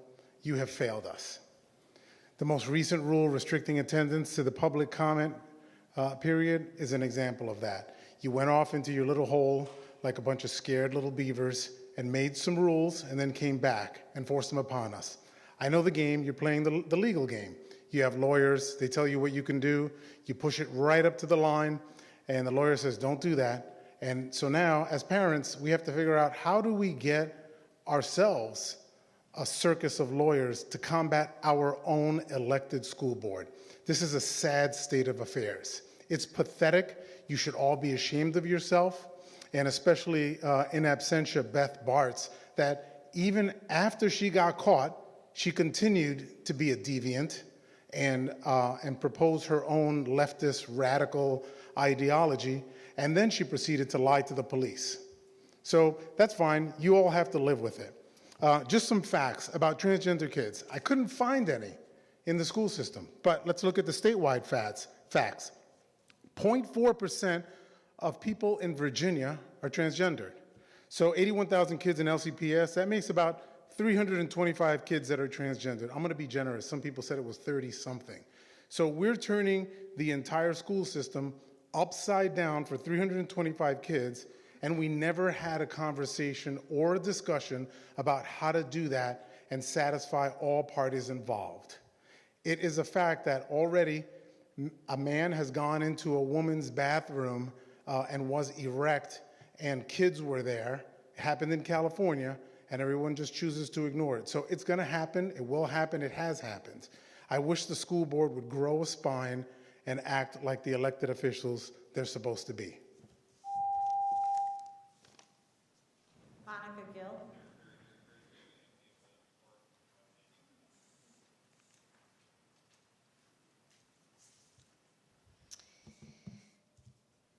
So CRT guru Ibram Kendi's book was required reading for some of our teachers, but we're not doing CRT in Loudoun. Kendi advocates discrimination.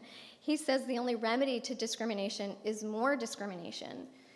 I want you to contrast that with Dr. Martin Luther King, who said, "Darkness cannot drive out darkness, only light can do that, and hate cannot drive out hate, only love can do that."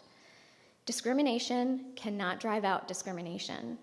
Kendi sows division, as we have daily proof, and he gets paid tens of thousands of dollars to do it.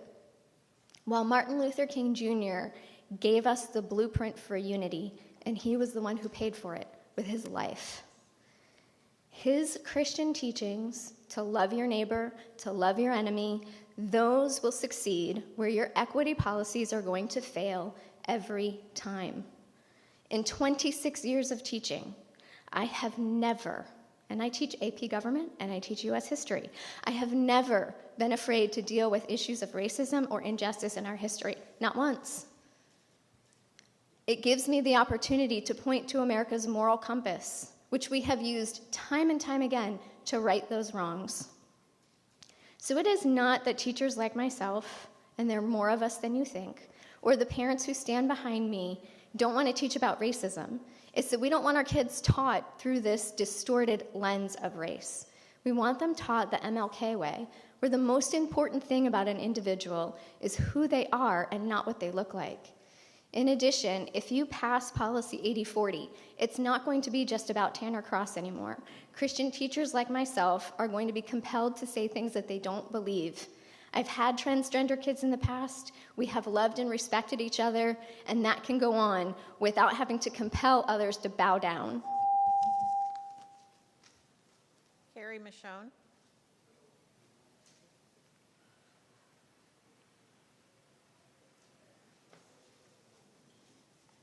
Hello. I'm not digging this empty room, but whatever. I came here straight from shuttling LCPS golfers off a golf course in South Riding because of thunder and lightning.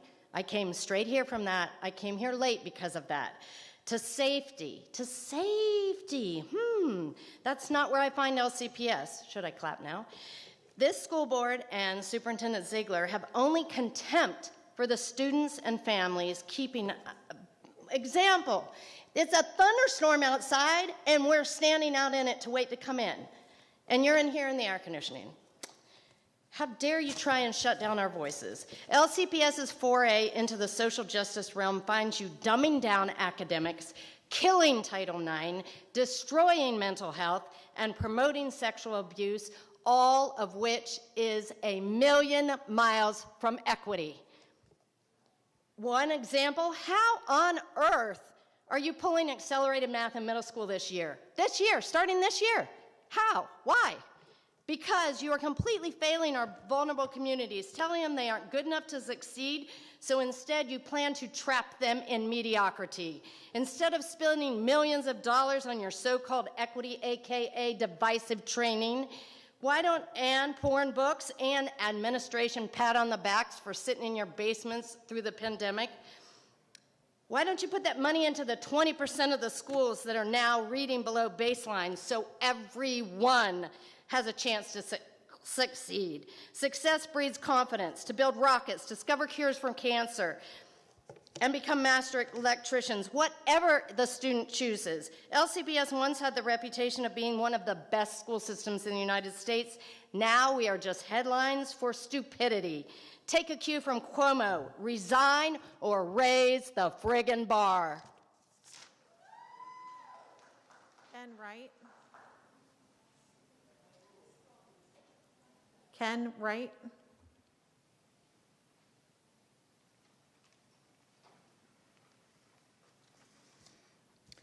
Good evening.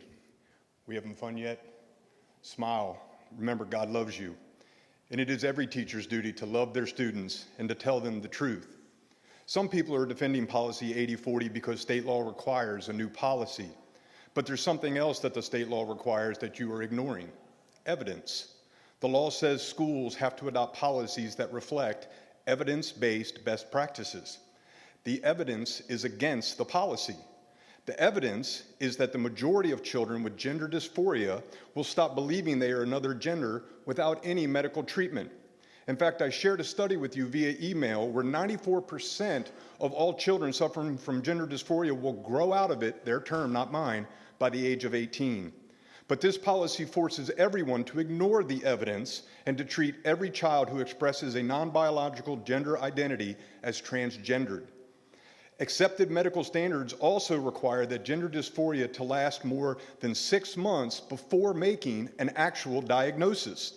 The policy contradicts that by requiring social transition without any substantiating evidence. Some teachers have religious beliefs that this policy forces them to violate. Other teachers recognize that there is ongoing scientific debate about how to diagnose and treat gender dysphoria in children. The law says that policies have to be evidence-based. This policy forces everyone to ignore the evidence and forces many to violate their beliefs. Please do not adopt this policy, or please create an accommodation that allows teachers of faith to follow their beliefs while loving and being truthful to all students. Thank you for your service. Kim Wright.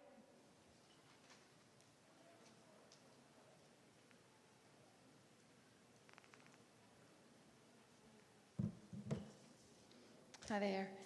My name is Kim Wright, and I've been a middle school teacher in Loudoun County Public Schools for 20 years. I love my students, and I will protect them and not hurt them. That requires me to be honest with them at all times. When a child in LCPS is experiencing gender dysphoria, those thoughts and feelings they experience, they're real.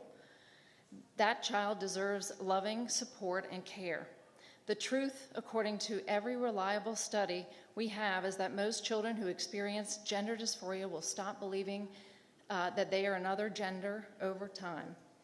Many of those children are also experiencing another mental health condition or trauma. Again, that child deserves loving support and care. The policy requiring teachers to use gender pronouns based on identity rather than sex without any substantiating evidence hurts teachers by forcing them to tell a child that something that they believe is not true. And it hurts children by having a condition that will otherwise go away over time, prolonged through external reinforcement and repetition. That violates my faith and my commitment to love the kids entrusted to my care. I urge the board either to reject Policy 8040 or to include an accommodation for teachers who, like me, object because of their religion or because of their understanding of the ongoing scientific debate about treating gender dysphoria. Thank you for your time. Ryan Baumberger. Mary Jo Kopechny. Andrew Otcher.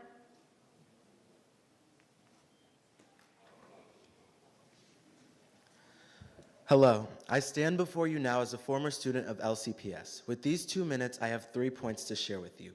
First, as someone who sat in the classrooms of LCPS for over 12 years and now is a college student, one who actually studies critical race theory at the collegiate level, I will say what is taught in the classrooms and currently being implemented is far from critical race theory. But what I will say is what sits at the core of CRT, and something that I believe everyone in this room could benefit from, is striving for empathy. During my time in Loudoun County, I experienced a multitude of racially insensitive situations, but time and time again, I swallowed my discomfort and often played it off in a comical manner because that was the only way I knew how to deal with it. If I could change one thing about my education in LCPS, I would ask for a curriculum that prioritizes equitable and comprehensive teachings. Equity-based curriculums around race, gender, sexualities open the door for conversations that help to prevent, address, and mitigate microaggressions, instead of forcing students of marginalized identities to swallow their discomfort at the expense of keeping the peace. We're asking you to have empathy, which leads me to my second point. As an actor and a theater maker, the greatest lesson that I have learned is that I would love to share with everyone is that stepping into and embracing discomfort is the key to growth. From my understanding, resistance to progress is rooted in avoiding discomfort, whether that discomfort comes from facing the ugly truth of this nation's history, or discomfort from having open conversations about racial inequity, or discomfort from allowing yourself or seeing other people express the fullness of their being, free from the hegemonic social norms of gender and sexuality. Whatever it may be, I stand here to remind you this: growth is uncomfortable. Lastly is love. As I said before, what is being taught is not critical race theory. But if you would like a first-hand introduction, I would recommend All About Love by Bell Hooks. She has a quote that says, "There is a gap between the values they claim to hold and the willingness to do the work to connect the thought and action. The solution to this is a love ethic. It is..." Thank you. Natasha Grover.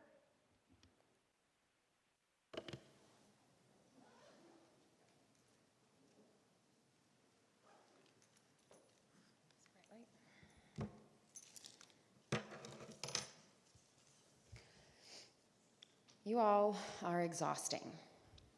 Your relentless onslaught against girls by putting erotica on classroom shelves for boys to read while sitting beside them, and now by opening girls' bathrooms, locker rooms, and FLE classes to boys based on nothing more than feelings. I am so shocked there are fathers on this school board who support Policy 8040. As a father, you are in a role that is supposed to be protective of children's privacy, modesty, and safety. The tiny minority of students who do not feel comfortable or safe in spaces with people of the same sex should be accommodated with a third, neutral space rather than violating the basic rights of the majority of students. Ask yourself why a third space has never been an option for transgender identified children, but rather only access to opposite sex bathrooms and locker rooms. Well, I'll tell you why. Because girls and their spaces are seen as nothing more than pawns to be used to validate a very tiny minority of male students and staff's feelings. Thank you. Mohith Prasad.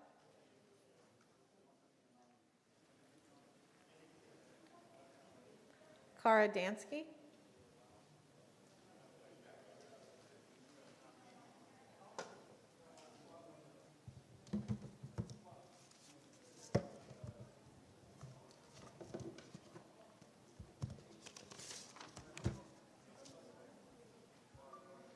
My name is Kara Dansky. I'm the president of the U.S. chapter of the Women's Human Rights Campaign, which can be found at www.womensdeclaration.com. Although I lead a nonpartisan organization, I am here speaking solely for myself. I'm a lifelong Democrat and a feminist. My priority is the rights, privacy, and safety of women and girls, which will be obliterated if you implement Policy 8040.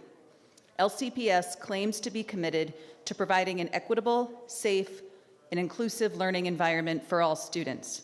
To do this, you must protect female students as a distinct category.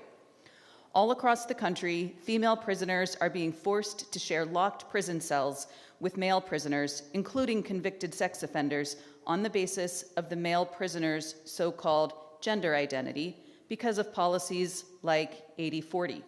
Please don't do this to female students in Loudoun County. In an era of Me Too, young women deserve better. There are countless Democrats all over the country who are furious at our party's leadership because of policies like 80-40. I hear from them every day.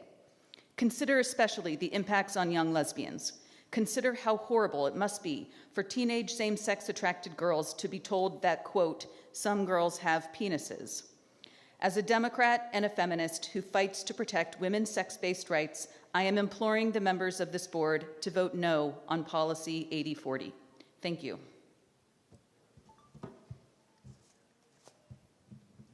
Lynn Davis.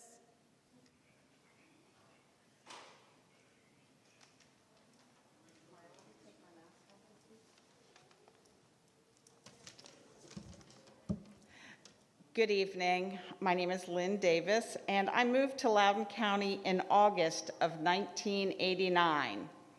This month, I'll have lived in Loudoun County for 32 years. In those 32 years, I spent 30 of those years represented by conservative Republicans. Never once in those years did I send a school board member an email calling them bad names. I didn't find their home addresses and send them hate mail or worse, death threats. And I surely didn't show up at a board meeting and scream at them and stomp my feet like an entitled, petulant child. We worked hard to get people elected who shared our progressive values. So I'm here today to say thank you. Thank you for running for office and putting yourself out there. Thank you for believing that Black Lives Matter. Thank you for understanding that saying Black Lives Matter doesn't mean other lives don't. Thank you for striving to create equity for all students and staff in Loudoun County Public Schools. Thank you for protecting LGBTQ students and staff. Please pass policy 80-40. Please continue to create new and progressive programs. We worked hard to get you all elected, and clearly this is what the majority wants. Whether people want to scream loud and stomp their feet, elections have consequences. The majority got you into these seats, and they did it based on their progressive values. Thank you for serving.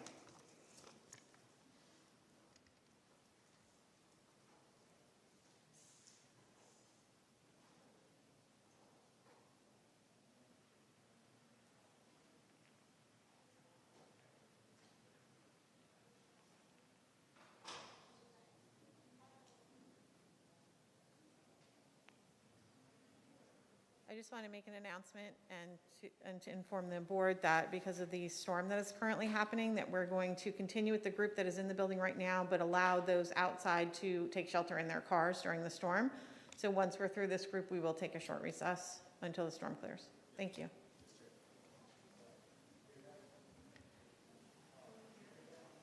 Julie Garrett.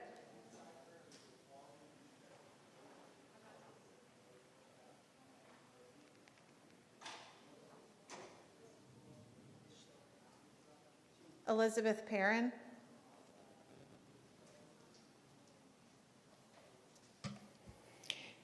In the LCPS teacher training documents uncovered this summer, it was stated that teachers were second mothers and that their job was to inculcate morals to their students while the parents' job was to respect and support the teachers. Here are only a few examples of the questionable moral high ground LCPS officials stand on, thinking that they can supplant our own family values. In our house, we tell our children not to post anything online that they wouldn't want mom and dad to see, not to bully others online, and to show us if they think that someone they know may be at risk. LCPS creates multiple secret groups that violate open meeting laws, planning board policy, while they bully, target, dox, intimidate, slander constituents in an attempt to silence your opposition. In our house, we consider lying to the sheriff during the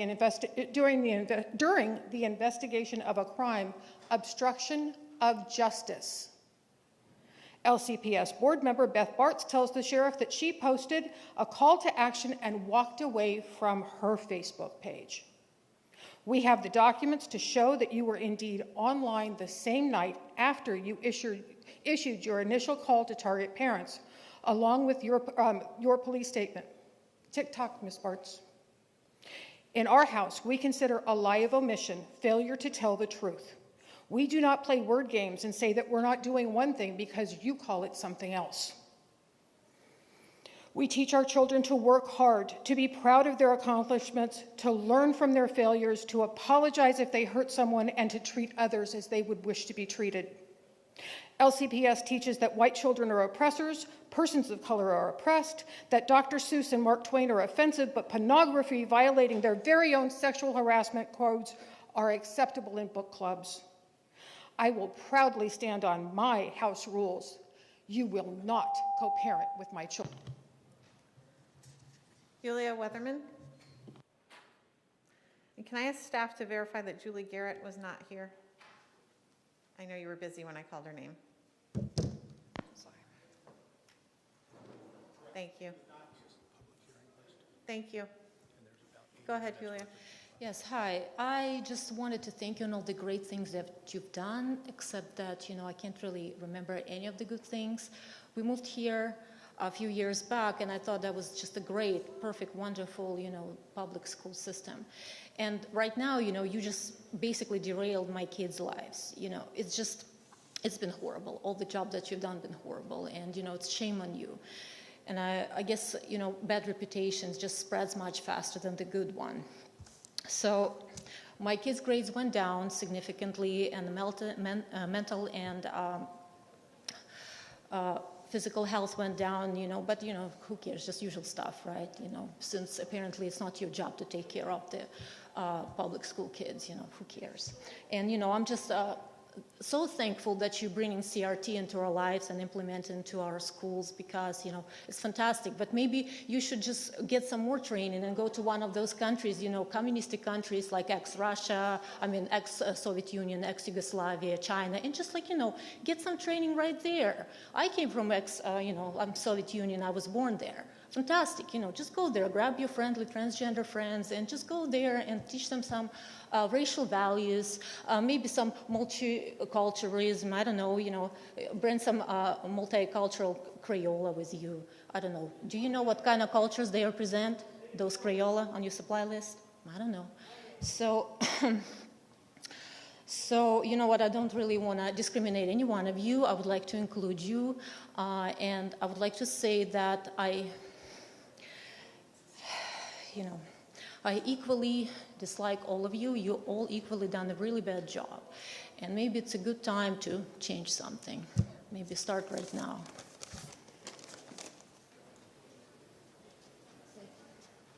Amy Yar.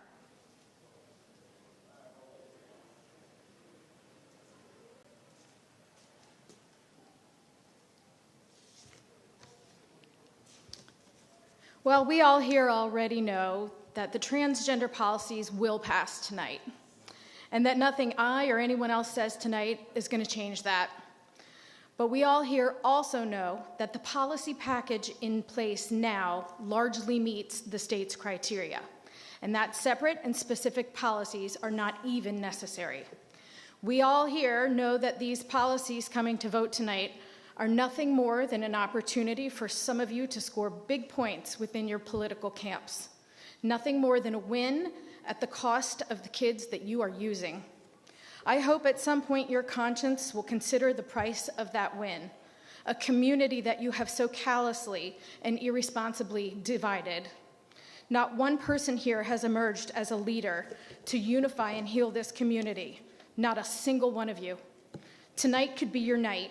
You could vote no, or you could abstain and show us that you want to hear from the rest of us, the majority of us, that you don't agree with all the silencing tactics that are happening in the highest levels of LCPS. But I expect that ego will trump conscience for most of you. So enjoy the win, for now. Cheryl Onderchain.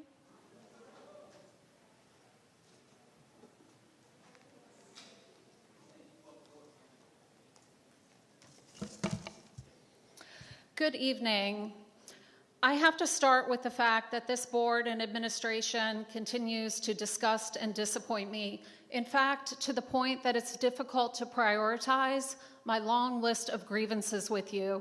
However, when my daughter came to me last week and asked if I could speak with you about masks, I had to set everything else aside. In fact, I asked her to text me in her own words why kids should not have to wear masks. And her response was, quote, because I think kids who aren't worried about getting the virus shouldn't have to wear one, but the people with actual health problems and people who want to wear them should wear them. And I think they don't really seem to be working that great anyway. So people who don't want to wear them shouldn't have to. From the mouths of babes. So Scott Ziegler, as a mother, I am here today to urge you to change your decision on requiring masks for students. Make it an option. Your teachers and staff were prioritized for vaccines. They are free to wear masks if they choose to, but stop treating our children as vectors of disease. Our kids are more likely to be killed in a car accident on their way to school or struck by lightning than they are of dying from anything related to COVID. You are harming children by making them into paranoid and anxious prisoners, cowering behind masks, not seeing friends, classmates, or even their teachers' smiles or facial expressions. In fact, you're turning them into faceless zombies.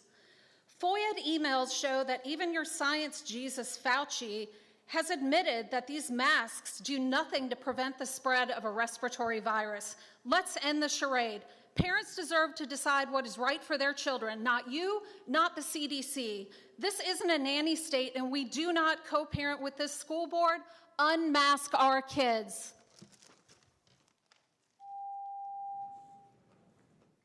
Daniel Brubaker.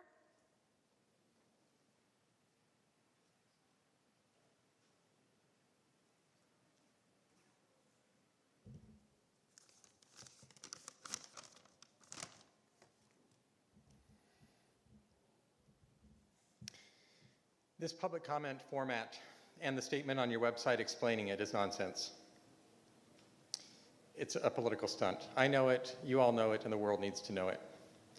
I was here, as you know, last month, June 22nd, and I did not observe, nor did I hear after the fact, any dangerous or unsafe behavior on the part of any of the citizens who were here in this room waiting to comment in the time up until you ended public comment. What we did see is all 9 of you voting to shut down public criticism of you by ending the meeting. That's right, you punished the whole class, including many of your constituents who were not cheering, who were not booing. Citizens of Loudoun County who had signed up in advance and had waited their turn in line to have their 1 minute to address you publicly. I'm here today in opposition to the woke progressive policy 8040. It is morally wrong to force students and staff to speak against their conscience. Yet this policy, creating a right to be called by one's preferred pronouns, rather than leaving the judgment to the speaker, does just that. Compelled speech is un-American.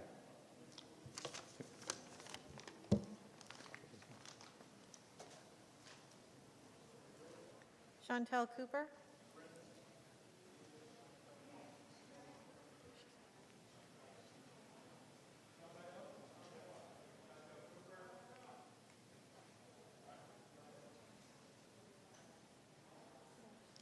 Emily Kuehl.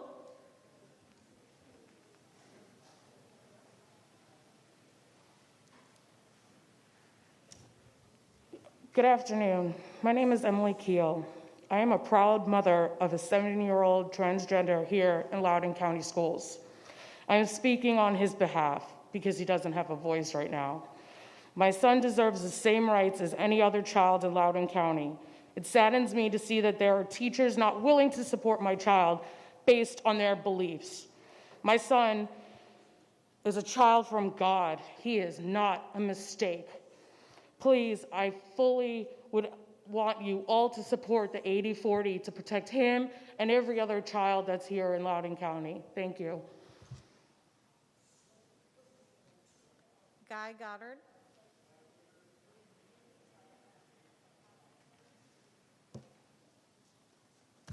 Good evening. My name is Guy Goddard. I'm a Loudoun County resident. I have 3 children in the school system. For those students that suffer from gender dysphoria, the board should not provide accommodations for them that infringe on the rights and well-being of other students. There has to be a better solution. The proposed policy says that all students are entitled to have access to restrooms and locker rooms that are safe and comfortable, but at the same time allows students to use the facility that corresponds to their consistently asserted gender. How can my daughters feel safe and comfortable when they're boys allowed in the restroom and the locker room with them? I tried to explain this to my oldest daughter, and the look of confusion and dismay on her face says it all. This policy is shocking, harmful, and wrong. Teachers and staff should not be forced to use pronouns that are contrary to the biological gender of a student. This would put many at odds with their religious beliefs and give many no choice but to leave the school system. How many good teachers are you willing to lose? The same God that created the universe created mankind in his own image. In the image of God, he created them. Male and female, he created them. This is God's design.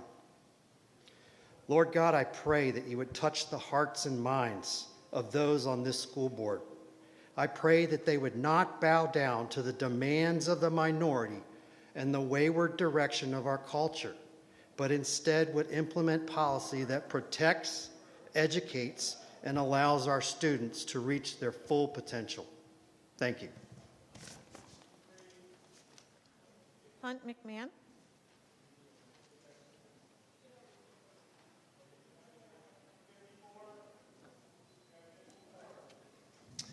First, I just want to say there's a special place in hell for whoever decided that it was okay to leave people outside in that storm. It's disgusting. I've never seen anything like it. You should be ashamed. I'm here today to notify the board of continued violations of Policy 7524, staff participation in political activities. That policy states, no employee shall use his or her position within the school division to further a political cause, campaign, etc. Black Lives Matter has been a political action committee since 2015. The most current filing is available at fec.gov, dated October 7, 2020. I've also distributed those filings to you. They're in your mailbox. In the past, you pretended that BLM was just a social movement and as such did not run afoul of policy. That was a lie, and it continues to be a lie today. All BLM symbolism must be removed from our school system right now. It's also time to remove Ms. Bartz from this board. A single email was enough to suspend Tanner Cross as a disruption. Ms. Bart's behavior led to raucous meetings, thousands of emails and angry parents, a recall petition, and a criminal investigation far exceeding your definition of disruption. Her stink is left on each one of you as you sit quietly and let her embarrass our school system and our county. In Ms. Bart's own words, silence is complicity.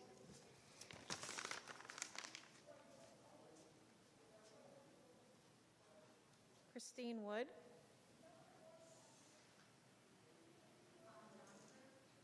Colin Donager.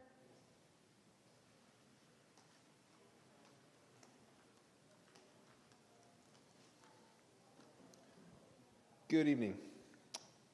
There's so many topics I want to talk about. I didn't know I was going to have 2 minutes. I thought I was just going to have one, but I'm going to talk about masks. The CDC issues all kinds of health recommendations that are barely paid any heed or even known probably by most individuals. Yet you choose to rob us of our personal agency to make a risk-benefit decision for our children. Not because there's any data to back it up, but because it aligns with your personal politics. So you turn your decision-making authority over to the unelected bureaucracy. We have the right to look at the lack of any data showing that mask mandates are effective in preventing COVID. that there's no real-world studies showing effectiveness of cloth masks, that there's data that shows that kids are less affected by COVID than they are by other viruses, the flu, RSV, et cetera, that the vaccine is available to everyone over age 12. Over 90% of the elderly are already vaccinated, the most at risk. We have the right to weigh these considerations against the fact that there are studies that show masks collect bacteria, that show that they restrict the breath and increase carbon dioxide in the blood, that the visual observance of facial expression and speech is an important factor in child development that we're denying our children by forcing them to wear masks. And it's our right to consider all these things and more and make our own decisions whether or not to mask our kids. What you're trying to do is immoral, and it's abusive to our children. It's a violation of our civil rights, our civil liberties. Please take a step back. Please take a step back and don't turn over your agency to the CDC out of fear of making a decision. If you're not willing to lead, resign and let us elect someone who is. Also vote no on 8040. Thank you.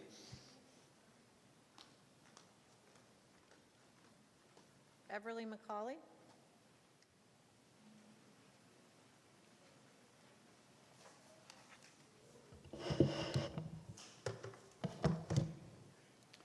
My name is Beverly McCulley. I'm a mom of 11.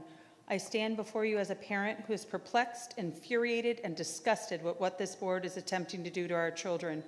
You're taking away their innocence through books that are forced upon them and all policies you're attempting to force upon us. You are creating racial divides by your critical race theory. You're allowing and condoning boys and girls to use the same bathrooms. You're taking away the safety of our children and exposing them to your twisted agendas. I am so sorry and saddened for children that have gender dysphoria and their parents attempting to negotiate how best to help them. However, this remains a percentage of 1%, and a simple solution would be for those children to use a gender-neutral bathroom or teachers' bathrooms. My girls should not have to see male genitalia in locker rooms, nor should my sons see female genitalia in their locker rooms or open themselves up to rape. We have taken law enforcement out of our schools by saying it's up to principals to call the policy and press charges, so further threatening the safety of our children. My biracial, black, and white children should not be forced to identify themselves under a specific race. We all bleed red. We are all humans. What CRT will do is further exacerbate the racial issues and does nothing to heal the hurt. So since you feel so compelled to destroy our youth, I offer a prayer. This school board and all children alike, dear God, please guard the hearts and minds of our children. Shield them from oppression, hate, and divide that this board is placing upon each and every one of them. I pray, Lord, and compel you to open their hearts and minds to see the hate and hurt that they are forcing upon the innocent of this world. Lord, I pray and ask that an army of your faithful will rise up and face our oppressors and stand strong in the words you give us. May all that is done to destroy the minds of our youth will be exposed. May all those that are attempting to steal the innocence of youth will be exposed. And Lord, I pray and ask that you come upon each and every one of these school board members and the school system as a whole and allow the Holy Spirit to move inside each and every one of them and that they may... Joe Mobley.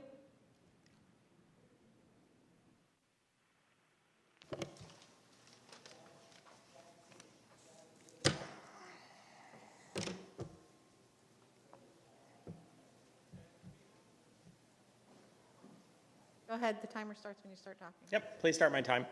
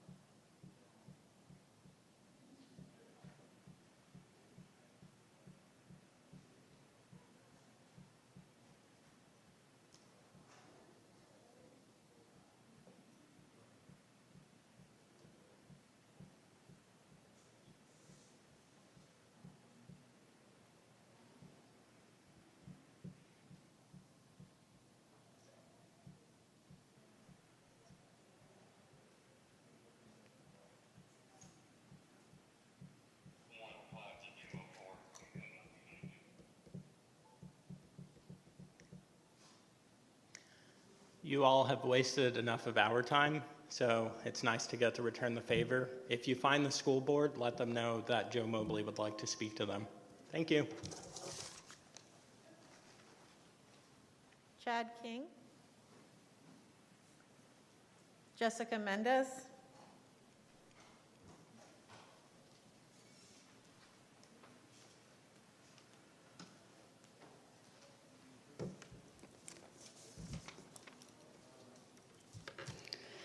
Being a school board member has to be one of the most difficult jobs in the country over the last year and a half.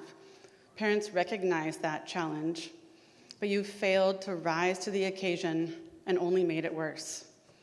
It all comes from the top. Ms. Sheridan, you have let a toxic board member divide our community with her actions. And the past 5 months, when her behavior became worse, you checked out and did nothing. Mr. Morse, I appreciate you standing up to Ms. Bartz when she stated that our children don't need protection, because that is absolutely part of your job description and the reason we are all here, our children.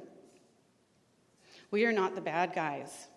We are parents fighting for our kids and their education. Our children are struggling with learning loss. Our children are struggling emotionally. Our children are struggling while you sit back and watch. But we're not going anywhere. Not all of us can afford private school or are able to homeschool our children. We are depending on you to work together with us and hear us. We just want a seat at the table. Not everyone will get everything they want, but we have to work together. I truly hope that happens. But one thing is very clear. A functioning school board will not be one that Beth Bartz is a member of. Not if Fight for Schools has anything to say about it. Thank you. Gary Higgins.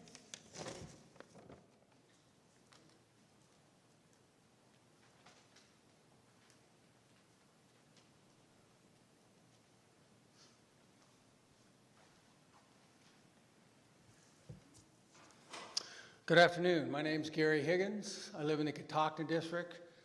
I have 3 daughters that graduated from Loudoun County schools, and I have 4 grandsons in the county currently.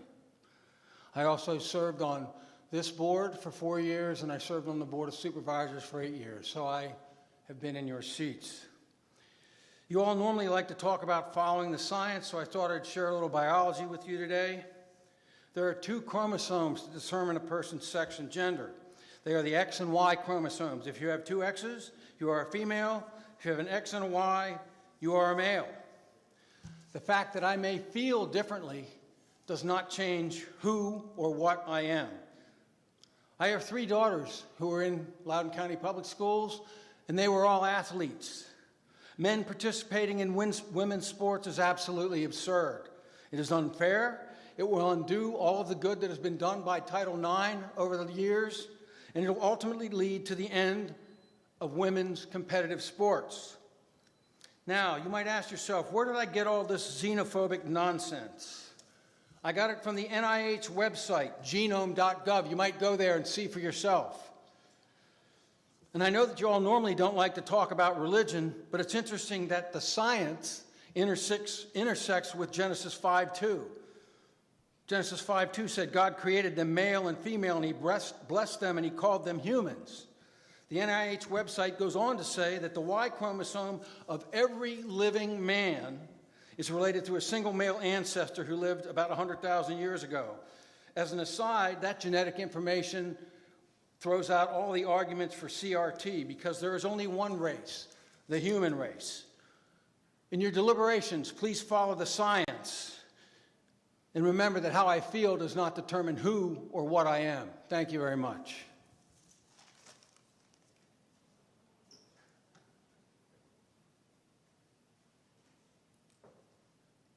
Christy Slifke.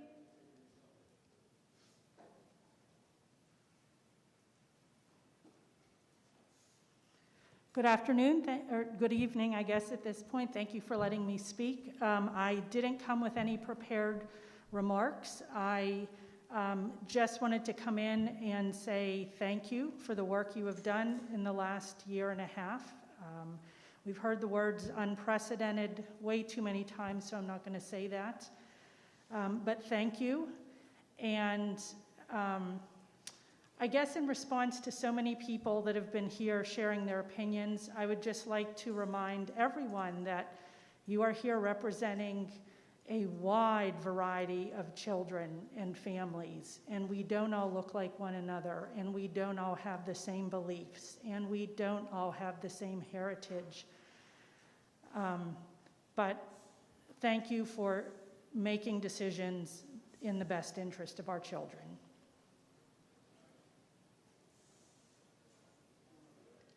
Ian Pryor. And board members, once the speaker has completed his comments, we'll move to our public hearing. Can staff confirm that the 3 speakers that signed up for the public hearing are actually in the building right now? We have located one. We're looking for the other 2 to make sure they're not outside waiting. Thank you. Good afternoon. A few months ago, I was here and I said, we could do this all day, every day. And since May, that's what's happened. We have great people out there that are energized, and the performance of this school board has energized them. And I just want to fill you in on the progress. We have to reach a certain threshold for removal, and Ms. Sheridan, we're at 50%, Ms. Reeser, 54%, Ms. King, 75%, Ms. Corbo, 88%, and Mr. Sirotkin, 110%. And I say that not to antagonize. I say that because it is representative of the failure of this school board to maintain the trust as is its job. And we all understand that you want to dial down the temperature, but when you do things, they only backfire. Like today, it's only going to get people more angry.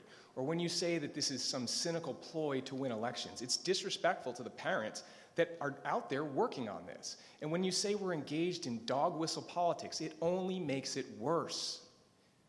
None of these things are going to dial down the temperature. None of these things are going to get us to a détente where we can have discussions about tough issues.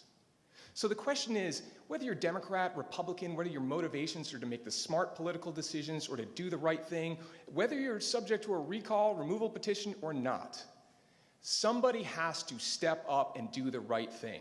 And the first thing that will ease the tension in this community is if somebody steps up and calls on Ms. Bartz to step down. Who will it be? Who will have the courage to do that? Will it be you, Mr. Beatty, or Mr. Morse, or Ms. King, or Mr. Sirotkin? Who will it be?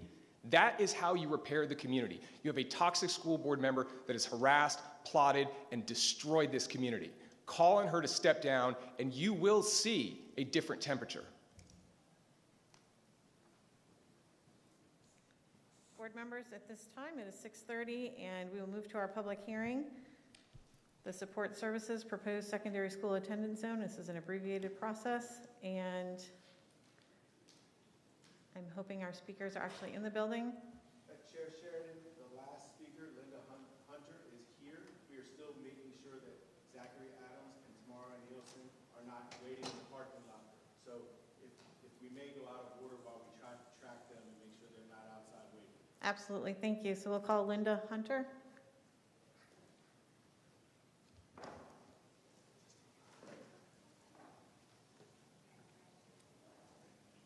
Hello. So my name is Linda Hunter. I'm buying property here in Heartland. I want to say the main reason why we bought this property was because of the distance to the schools, Brambleton and Independence High School. They are about less than 2 miles from our house. I can't tell you how hard it was to get this property during a pandemic. Trying to get an appointment in order to get property, and then the expense of the property, trying to get it built within a time frame, just to find out that the reason why we bought the property is for nothing, because the schools are no longer, we're not allowed to go to them. So anyway, it looks like the schools that we're being rezoned to, this school my daughter could have walked to. The other schools are probably like a 10 to 15 minute drive in the opposite direction as I work, going up Route 50, which we all know is terrible. And so we would have never bought this property if we knew we were going to have to do this. I think that we are a part of that community. We are like the middle of Willowsford, which all of Willowsford is going to still go to the school, as well as the community below us that is still going to go to those schools. It looks like we were about the only one that was zoned out. We feel like distance should be a reason to be at a school and not first come, first serve, as our house was not built before theirs, so we don't belong to that school. We feel like we will be contributing to that neighborhood, to the schools. We still will be to Madison. Thank you, ma'am. Your time is up. Okay, thank you. Staff, can I get an update on the other speakers that are signed up?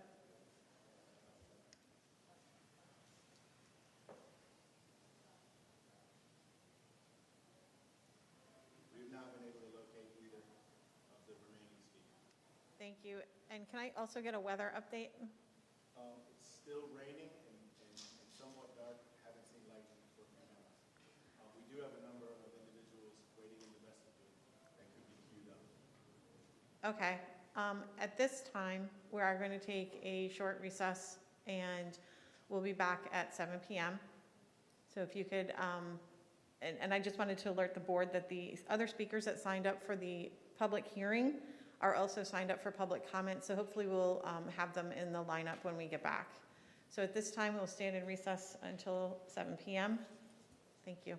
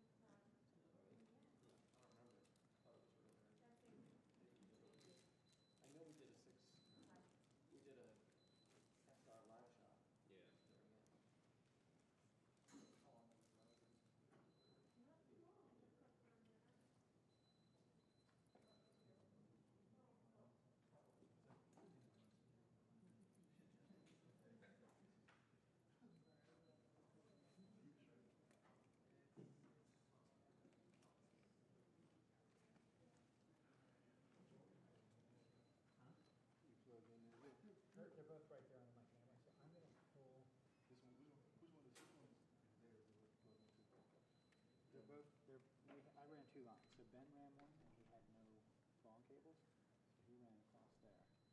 And then I ran a longer one. I got some pretty long ones. So you can have both if you want. I got one that's pretty long. Is this your camera? Yeah. But the thing is, they're all taped down. So you may want to just use this one. Okay. You know when, and that one is yours? There's, these three, there's three together are Ben Rice's. This one is mine. Let me just get, wait a minute. Which one is yours? It's already connected. Both of them. So you can use either one. You can keep both if you want. I mean, I don't know how long this shit gonna last. I'm pretty sure we don't want to do this shit. So, I'm make sure we do that shit. Yeah. So I ain't gonna wait. Is there anywhere else? Is there? How's that extension for you?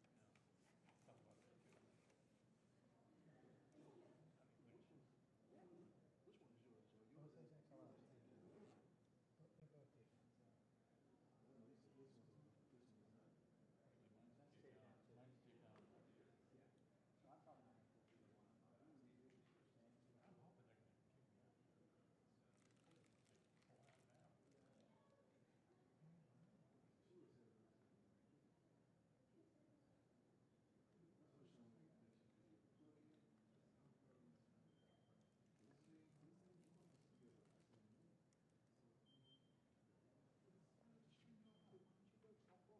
Oh, it says XLR. You have your wireless plug? Wireless?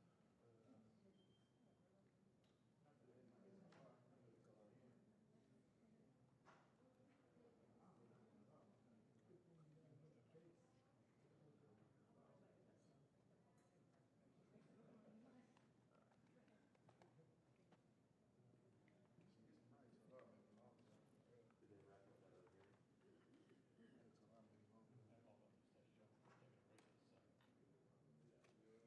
Cool.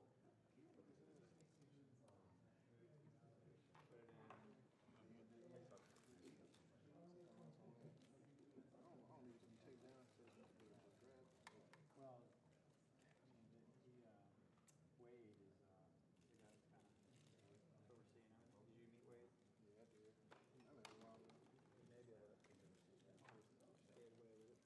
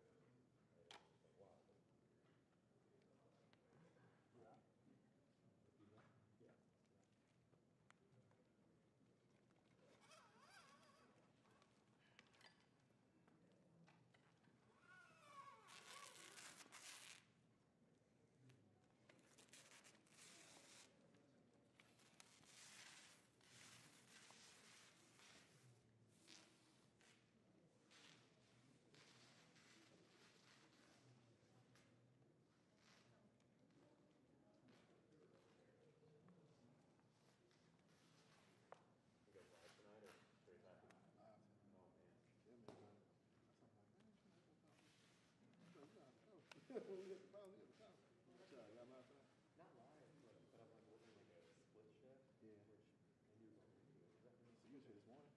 What's that? You was here this morning? Not this morning. I was just like day-sided, maybe yeah, pretty much here till it's over. But you know, it can be one of those things where it's like, even if I do get to go home, I have to watch the meeting to see it happen. All the way home. You probably have to pick it up tomorrow. I hope they just like say that, like, you know, they won't do that.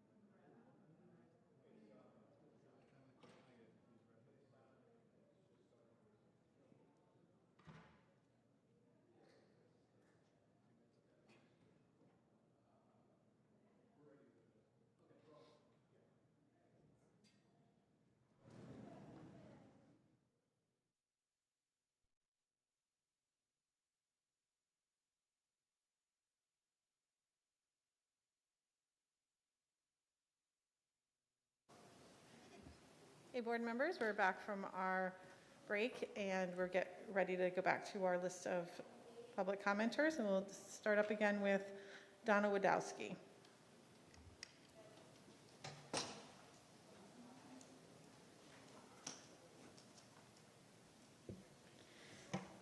Good evening. My name is Donna Wadowski, and I live in the Ashburn district.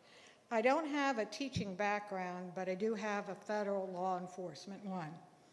This board is restrictive and condescending towards its parents who are simply wanting to speak on behalf of their children. On July 23rd, I attended the Biden-McAuliffe rally in Arlington, where I saw Ms. Reeser there. The rally, unfortunately, was poorly attended. The Democrats are backpedaling the CRT transgender issue, much like they did for their Defund the Police campaign. The Roanoke Times, a bastion of liberal thinking, has said Virginia Republicans could win in November on the CRT transgender issue. The Virginia Department of Education doesn't mandate 80-40. The number of counties throughout Virginia already have voted against any so-called transgender policy mandates. There are already mandates in place to protect the transgender students. The Loudoun County School Board has lit the match on this very divisive and polarizing issue, but they can put the fire out by voting no. Thank you very much. Catherine Coate. Walter Tennyson. Chris Hodges.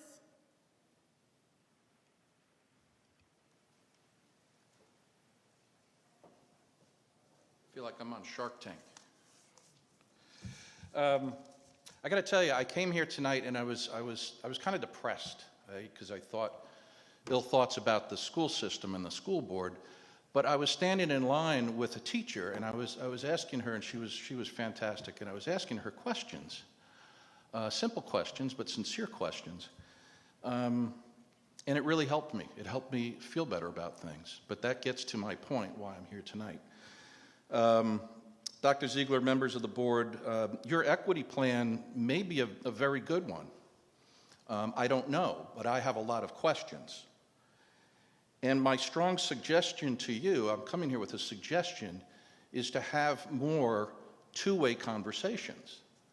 These type of forums, they're great, but it's just a one-way venting. That's all it is. Where is the question and answering? Where is the give and take? I think that's what we need.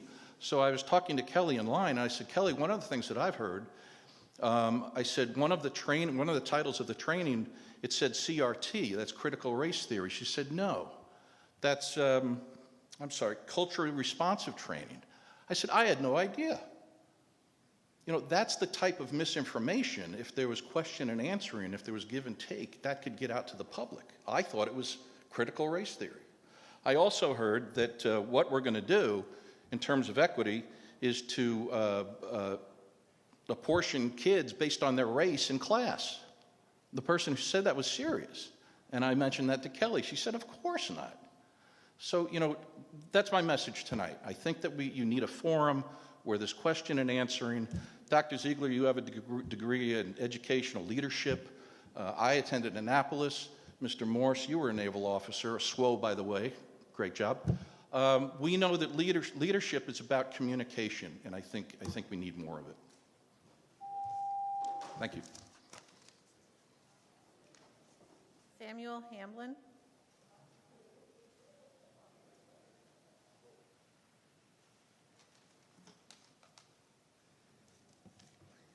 Good evening. My name is Samuel Hamblin. I am here in support of adopting policy 8040. I'm a graduate from Loudoun Valley High School in the year 2017. Some of you may remember me. I have appeared before you for public comment several times when I was a student. In many ways, I am incredibly grateful to Loudoun County Public Schools for giving me such a great education. I owe a great deal of my success in my career because of the education I received here. But in a lot of ways, I feel that I'm successful despite my school district and not because of it. I was lucky that most of my teachers were supportive about when I changed my name and my pronouns 6 years ago. However, there were no policies that would protect me from bullying from my peers or from my school admin. I feel sad for any trans students of Mr. Cross because I know that what it's like to have the Bible thrown at me as an excuse to abuse young people who are just trying to live their authentic lives, because my school counselor did the same thing to me, which was not just upsetting to me because I was trans, but also because someone employed by the school was trying to push an ideology onto me that contradicted my religious beliefs. Feeling like there was no one that would protect me, I suffered through depression through most of my entire high school career. Mental health ties directly to a student's performance and ability to learn. There should be no place in schools where their teachers make them feel unsafe or unwelcome, in places where they spend most of their time and have no choice in which school they attend or which teachers they have. Please do what is right for our students and what is right for the school board and adopt policy 8040. Thank you so much.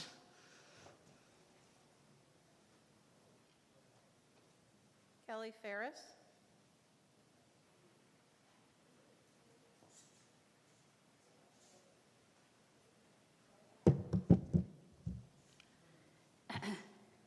Good evening. Thank you for letting me speak. My name is Kelly Ferris. I'm a teacher of German at Harper Park Middle School. To the parents and families who've spoken today, I am in awe of the passion and love you show for your children and the children of this county.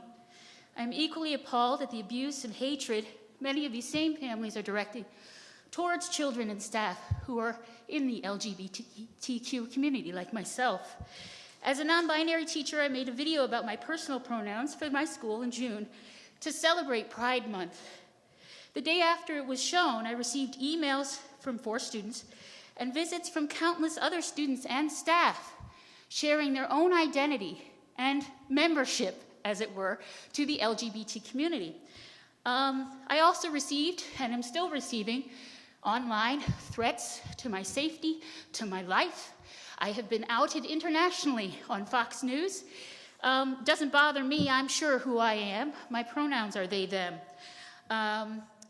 I speak for those who don't feel comfortable and safe, obviously, speaking today.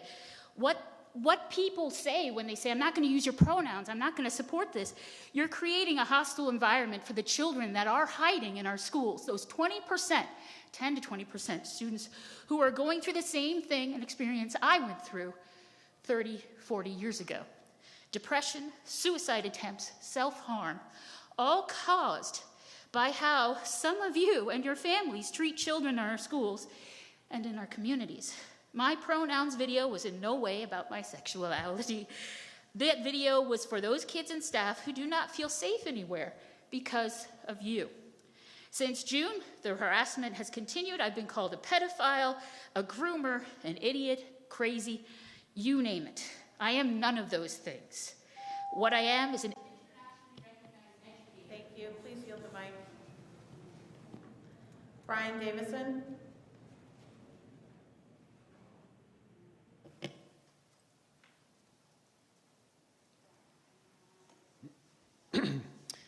Good evening. First, I'd like to thank the press for recording the faces of the speakers. I understand that the school board tried to prevent us from being taped on the camera so it couldn't go viral, but the press, thankfully, is here to protect our rights. Second, I'd like to talk about what's the number 1, 2, and 3 priorities of a school district. Teaching kids. Teaching all kids. And there's been a lot of talk about whether there's racist or anti-LGBTQ people in the community and among the school employees. Suppose you were one of those things. You said, I don't care about black kids. I don't care about Hispanic kids. I don't care about LGBTQ kids. How would you go about affecting that? Maybe you would prevent them from getting educated. So let's look at the education scores of your schools last year, what you achieved. The following schools scored in the bottom 33% of all schools nationally. Countryside, Cool Springs, Forest Grove, Leesburg, Meadowland, Rolling Ridge, Sterling, Sugarland, Mrs. Reeser, Mrs. Bartz, and Mrs. Sheridan. Those are your schools. That's horrendous. You should apologize. It was because of your actions those kids didn't learn. Now let's look at how much money we're spending for that incompetence. Over $18,000 a year based on your data that you just put out. That's more than Fairfax, more than any other school district, and you're getting horrendous results. You just take taxpayers' money and you don't even teach the kids you claim to protect. That's incompetence. Then you are dumbing down standards. You changed the rules to get into the academies of Loudoun, and what happened? Black kids' admission didn't go up. White kids went up, and Asians went down. There was a kid at TJ who did a similar thing who was quoted in an incoming class. I was never strong in science or math, end quote. But now I have everything to get in. I got in a lottery. This is the kind of incompetence. You've removed accelerated math from middle schools. That's in your program of support. VDOE said they weren't doing it. You should resign. Daniela Harris. Jessica Gordon.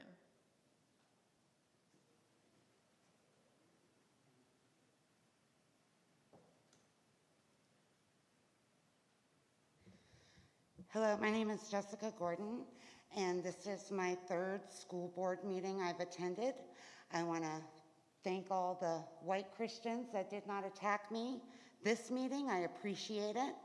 I have an investigation going on into the last school board meeting.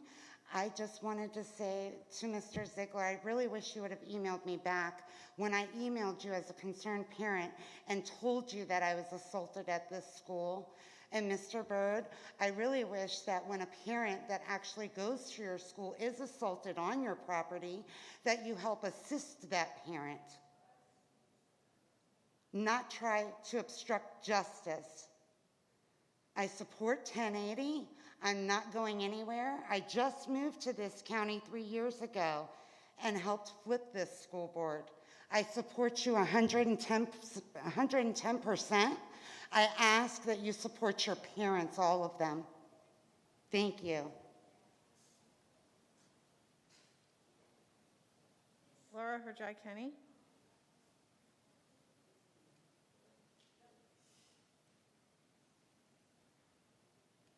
Madeline Skinner.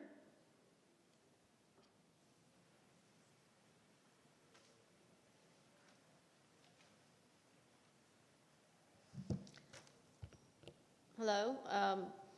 Greatly appreciate you all allowing us to be outside in that very extreme 97-degree heat, thunder, lightning, and torrential downpour. So sweet of you.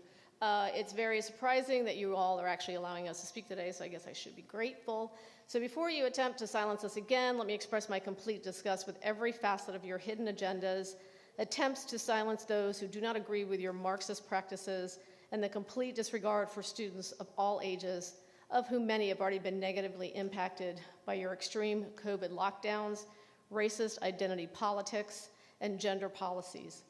I was here in June for the meeting that got shut down by a panel of cowards who think that silencing parents and tax-paying citizens is the appropriate way to shove your critical race theory down the throats of children K through 12 without their parents' knowledge. Who do you think you are trying to hide your CRT teachings using terms like equity, inclusiveness, diversity, and then many other buzzwords that are used to attempt to hide what we all know is critical race theory? The teaching of factual history and civics, English, math, science is the curriculum that will help children grow and learn to make their own decisions when faced with challenges. Let children be children. Stop your political indoctrination. It has already been proven in more than one instance that most of you are guilty of supporting mental abuse of students of all ages, intimidating teachers who strive to stand up for what they believe in, and a complete disregard for the parents and those who stand with them. Your tactics completely negate our First Amendment rights of free speech, establishment of religion, the right of people peaceably to assemble and to petition. Before you vote on these policies and you continue the way you are, I hope you deal with the devil, your deal with the devil was worth it when you sold your soul at the expense of our children. Paul Kershaw. Vivian Korhonen.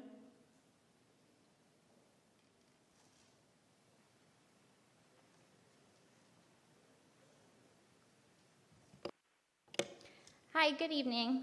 I'm here to talk about the mask mandate that you published on August 2nd, and I really think that we need to re-look at the plan for the school year coming forward and the science, because a lot of it written to the school district is politically driven. Children should not readily acquire COVID-19. They don't spread it to other children or teachers. Teachers have come into the school year vaccinated, as well as other kids who are old enough and that want it. Teachers are at a low risk of severe illness, and the school setting remains one of the safest and lowest risk environments. Masks on children with such near zero risk of transmission and illness from COVID is not necessary. It is illogical and irrational. Whatever argument there may be for consenting adults, children should not be required to wear masks for 6 hours a day. Masks pose the following threats to their safety, such as anxiety, risk of infection, headaches, and shortness of breath. Furthermore, mask wearing is detrimental to children's communication and social development. Many states have adopted optional mask mandates for the school year, and I think that's something we need to reconsider. Leave the health choices up to the parents and let our kids breathe fresh air.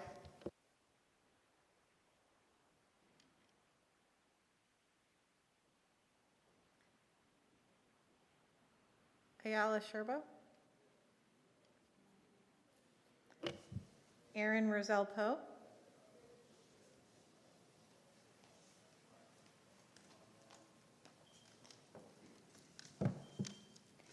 Good evening.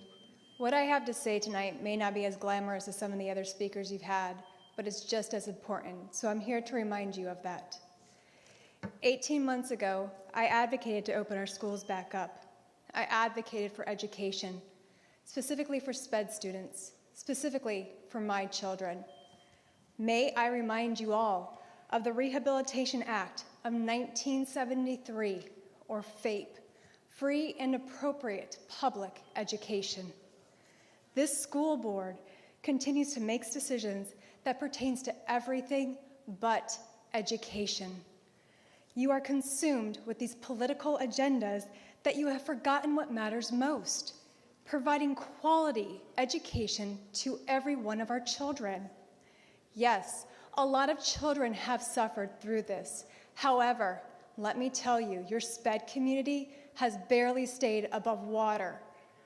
What is it going to take for this entire board to see what you're doing is creating more harm than good to our students?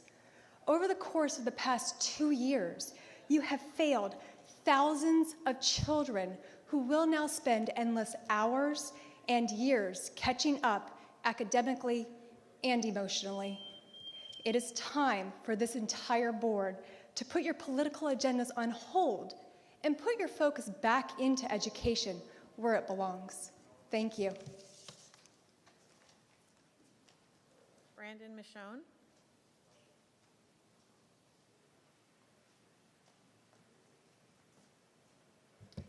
It's funny, I find myself outside, hunkered down under the awning, under this torrential downpour we just had, surrounded by people of all different political views. We're all talking. There was no racist, bigoted, or inappropriate comments. You guys have been elected to the school board. You're not the Supreme Court. You're not making landmark decisions here, nor should you be. And, it's funny that this is not the environment that we want to be jamming political agendas down the throat of our children. What the parents and taxpayers and students are asking is not a political coup. There are no marching militias. There's no tanks rolling down the street here. It's my job to be the parent. It's your job to ensure values, beliefs, and the priorities of the community are understood. Let's refocus on teaching reading, writing, history, shop class, science, and advanced math. Let's figure it out. We've asked time and time again, and we really haven't got any answers, and you guys know that. Why do we keep coming back? Because we're not getting answers. But it's okay to have different opinions. I have different opinions than you guys might have. That's okay. What we want and what we've asked for is a town hall, to have in-person Q&A with you guys. Not people on screens, the elected in person. Let us ask you guys questions. We might not like the answers, but that's okay. Let's get a town hall organized to ask the tough questions. I urge you to do this. Someone once told me that rational people can make rational decisions together. Let's make rational decisions. Let's figure out a way to raise the bar in Loudoun County. Thank you. April Little.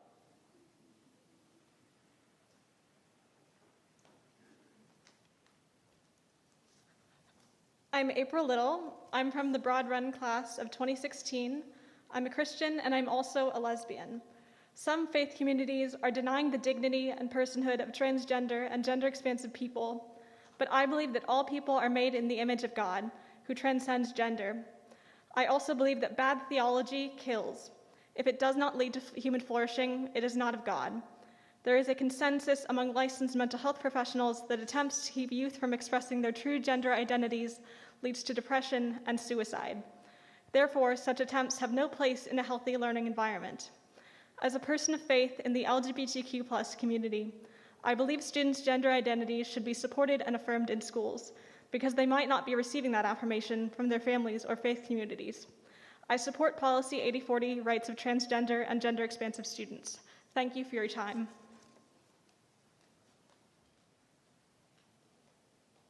Caitlin Grigowski, and I mangled it, but thank you. Not present, thank you. Michael Miller.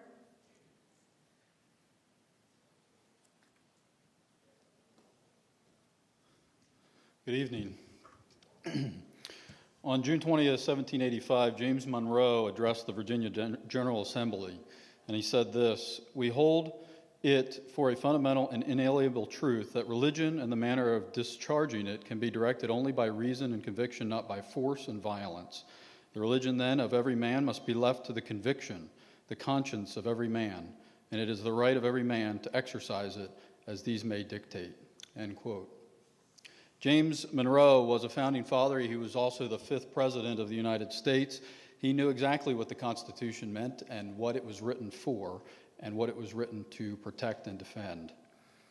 Policy 8040 denies Christians this right. It denies them the right to practice their Christian conscience. People like Tanner Cross are unable to practice their freedom of conscience because it forces him to lie. It forces others who have the same beliefs to lie to a child. And I didn't think that we were in the business of lying to children. The science actually defends. Females have 2 X chromosomes, males have an X and a Y. Can never change. Doesn't matter how many surgeries you have or how many drugs you take. You say follow the science for COVID, so why aren't you consistent with basic biology? Why are you willing to sacrifice our children on the altar of the Cultural Revolution? Is it for popularity, for money, to be on the right side of history? Last month, I spent an hour with a World War II veteran, 98 years old, who defended the freedoms that you so freely want to give away with 8040. He was injured at the Battle of the Bulge and spent 2 weeks at an aid station before returning to his unit to finish the war. He was on the right side of history. He was the one wearing the flag that's behind you and out in front of this building on his arm and fighting for what it represents, standing by fellow soldiers who never made it back, who are buried in Europe, for the freedoms that you want to take away. Burton Lichtman.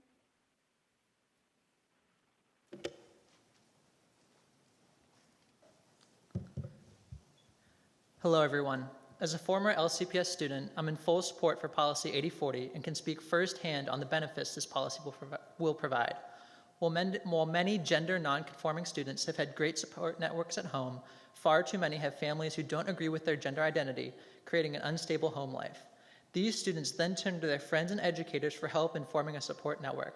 When a non-binary or transgender student lacks a strong support network that affirms their gender identity, they experience increased rates of depression, thoughts of suicide, and suicide attempts as opposed to their cisgender peers. This was found in a June 2020 study published in the Journal of Adolescent Health. In a study published just last month in the same journal, researchers found that lack of access to a bathroom that corresponds to a gender nonconforming student's gender identity resulted in students' increased rates of depression, 85% more increase, thoughts of suicide, 60%, and attempts of suicide, 30% attempted in the last year. These increases were not found, however, when students had access to a bathroom that corresponded to their gender identity or a support network that affirmed their gender identity. This is why Policy 8040 is so desperately needed. According to a 2016 NIH study on the impact of using the preferred pronouns of gender nonconforming people, the NIH found that simply referring to someone by their preferred pronouns and help to reduce depression, suicide, and raise their self-esteem. I have seen firsthand that when our gender nonconforming peers are in an environment where they feel accepted and that they have value, their mental health dramatically improves. Just because our peers experience hate in their homes doesn't mean they have to also experience it in our schools. I hope the board does the right thing and passes 8040. Thank you. Tiffany Polifko.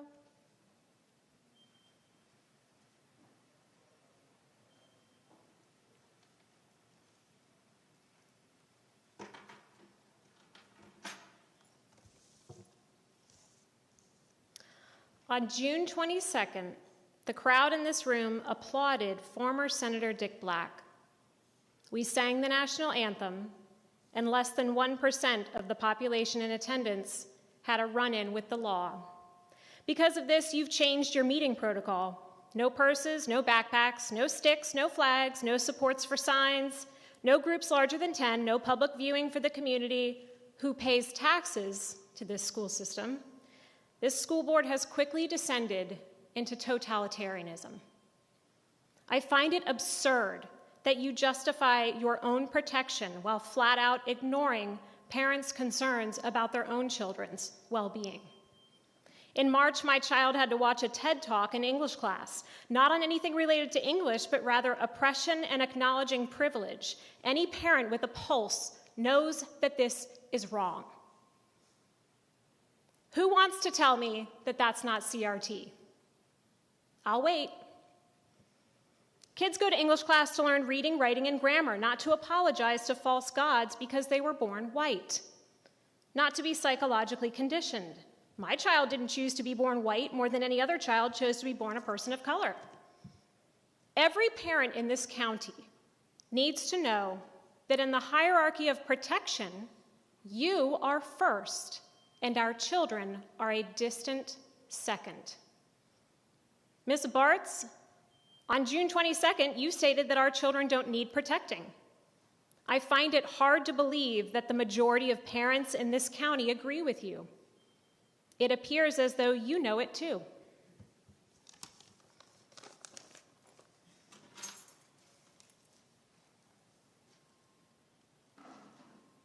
Andrea Weisskopf.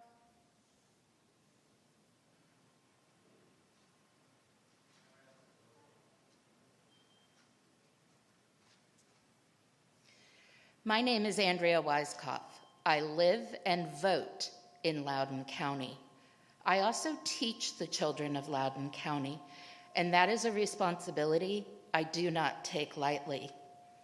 I have a class motto: you belong here. You belong here. You belong here should be the motto of every public school classroom and system. Today, I am here to advocate for the rights of transgender children. All children need an ally, but our transgender children need allies now. Here is your reminder. If you call yourself an LGBTQ ally, but you don't believe trans girls are girls, then you are not an ally to children. Here is another reminder. Our students are children, and children need to be affirmed, and children need to be told, each one, that you belong here. Protect trans children. Thank you. Solagna Pearson.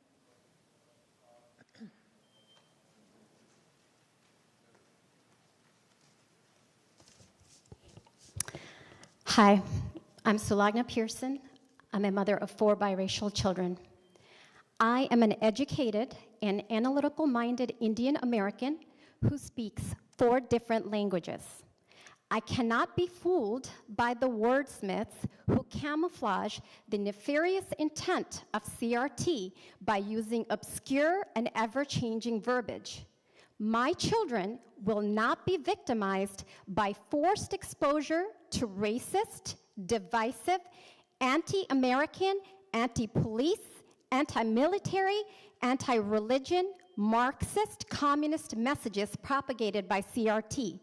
My children's constitutional rights must be protected by LCPS if they refuse to participate in any instruction or activity that inculcates aforementioned ideology. I demand my parental rights not be usurped by LCPS to indoctrinate any morals contrary to mine.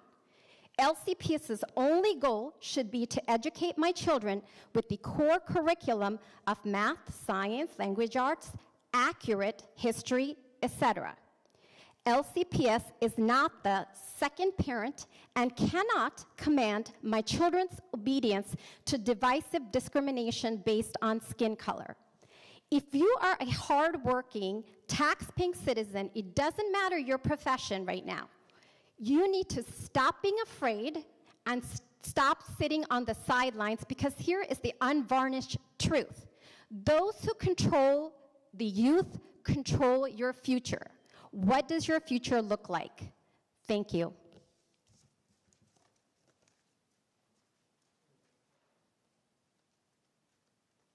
John Nix. John Constant.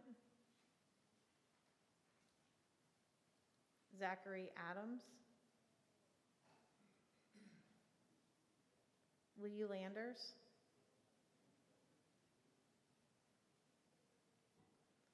Melissa Yord.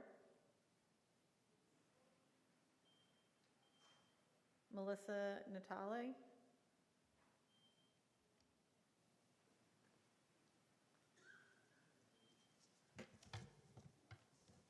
Hi, my name is Melissa Natale, and I'm an ER physician in the community, and I have 2 high school sons in Loudoun County.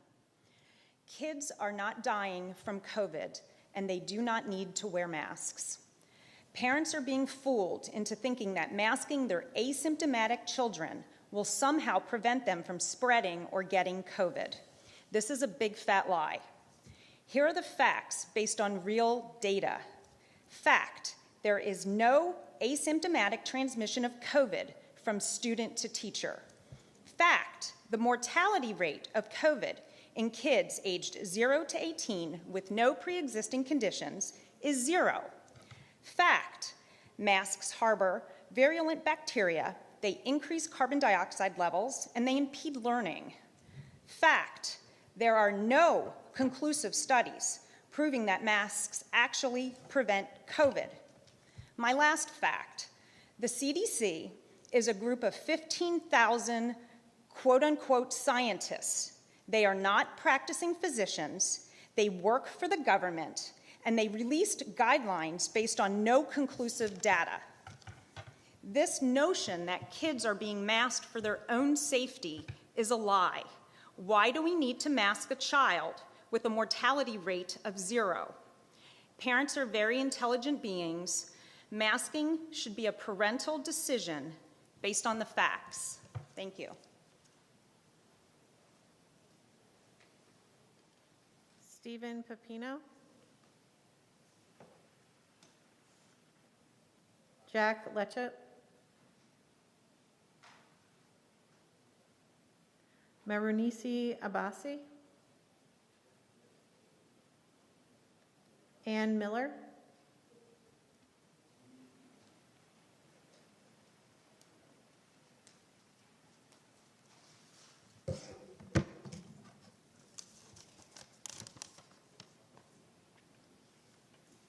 Good evening. I come to you as a citizen, a taxpayer, a parent, a former Loudoun County Public School Head Start teacher, and presently a homeschool mom. By January 6th, the last school board meeting, you exposed yourselves and where your funding and your marching orders are coming from. That dark money from the pit, it comes from the pit of hell. And if you think for 1 second that you will not pay an eternal ransom for dancing with the devil himself at the expense of our children, you are sadly mistaken. Stop while you still can. Save our children. Do the right thing. Our children in Loudoun County are not pawns to be used in a dark, deceitful web of lies. We know who you are dancing with. They have no souls. They traffic in children and abuse and rob them of their innocence and their lives. We know their level of depravity, and soon the entire world will know too. We, the citizens and parents of Loudoun County, implore you to stop.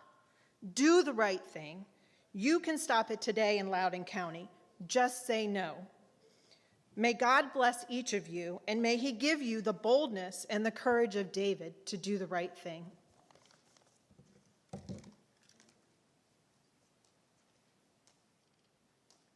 Amy Miller.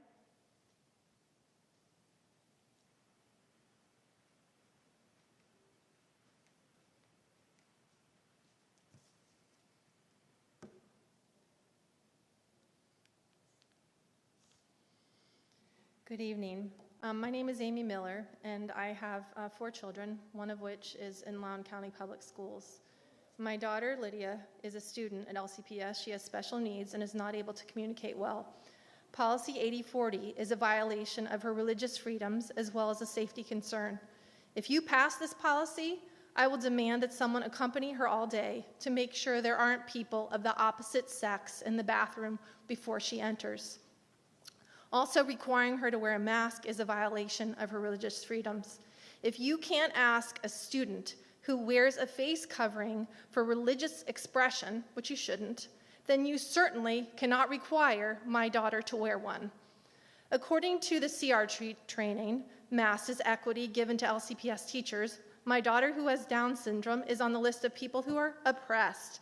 Why are you teaching students to walk around with a chip on their shoulder waiting to be offended? My daughter isn't oppressed. She has strengths and weaknesses just like every other child. Educators should be helping her to do her best, not teach her to feel sorry for herself because she falls into a certain demographic and society is holding her back. Where does equity fit into the LCPS mission statement, which is empowering all students to make meaningful contributions to the world? Did you know that empower means to enable or give someone the ability to do something? How do you do this under the guise of equity, which requires a forced equal outcome? Success will look different for every student, and that, my friends, is not racism or oppression. LCPS needs to quit lying about what they're teaching our children and forcing their teachers to be trained in. Whether they call it equity or inclusion or diversity training, they're all tenets of CRT and equally as damaging to the students, the community, and our nation. Thank you.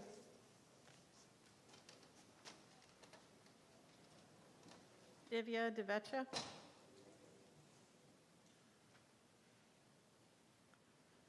Casey Sandin.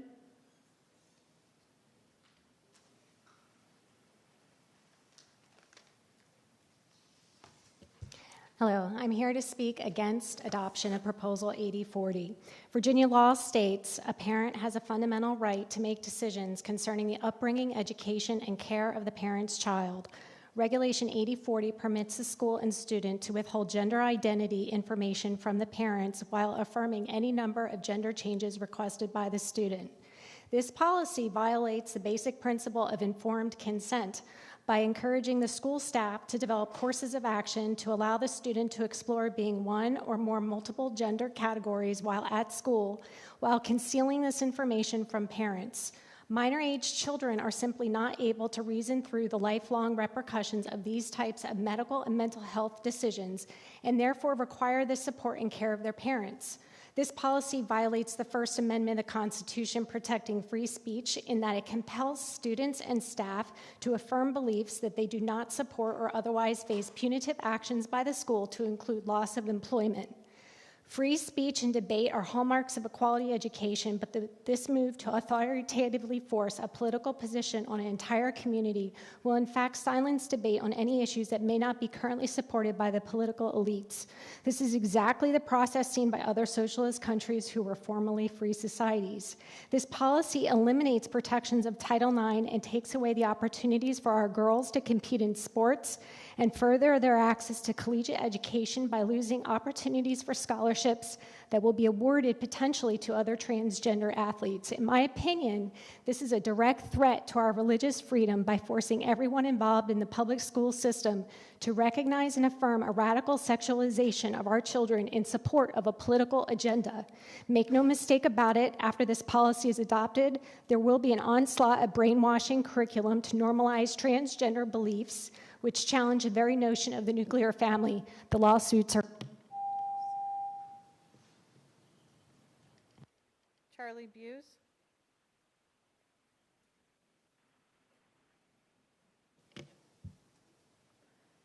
Medina Kerbin.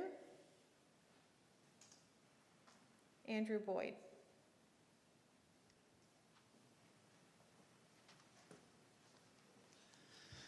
Yes, hello. Good evening.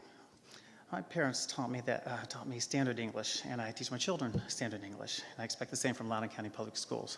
I have 2 children in elementary school and 1 in middle school this fall. Policy 8040 requires the staff to utilize the students' preferred pronouns. However, it follows that this policy will also be applied to the students in short order as well. The most common preferred pronoun chosen are they and them. So what is the proper subject-verb agreement of a student who chooses these pronouns? They is reading a book, them's in the cafeteria, or will the staff and student necessarily cause confusion with they are in the bathroom, meaning a single student? This would be dangerous if communicating with a fire and rescue or emergency personnel. Grammar, syntax, and vocabulary are taught in school for a great reason, so that students may learn to speak standard English. Not only does policy 8040 undermine this goal, but it punishes staff and students who speak proper English. A school board that undermines the education of our children definitely doesn't have their best interests at heart. Thank you very much. Lawrence Harris.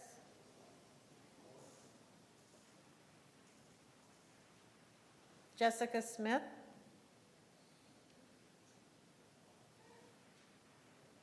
Joanna Guzman. Matthew Zerpoli. Brandy Drew. Mark Renner. Amy Rogers.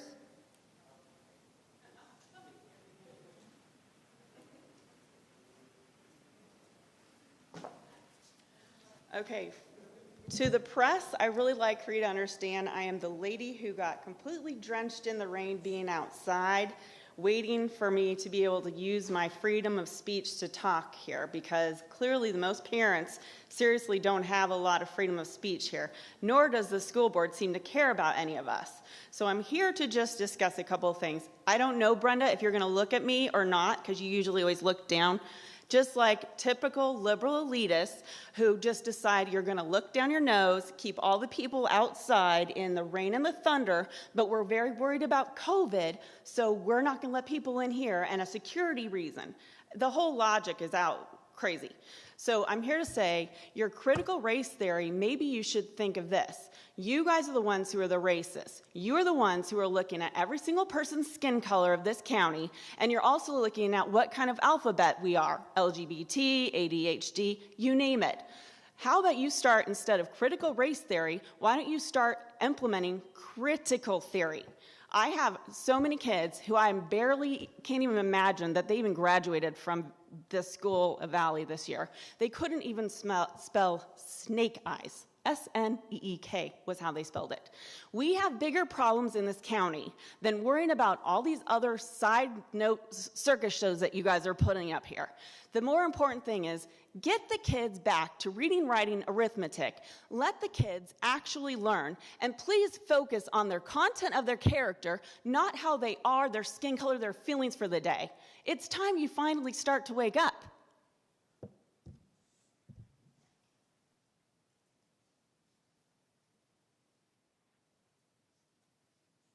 Gina Anders. Mark Wynn. Oh, okay. Gina, come on in.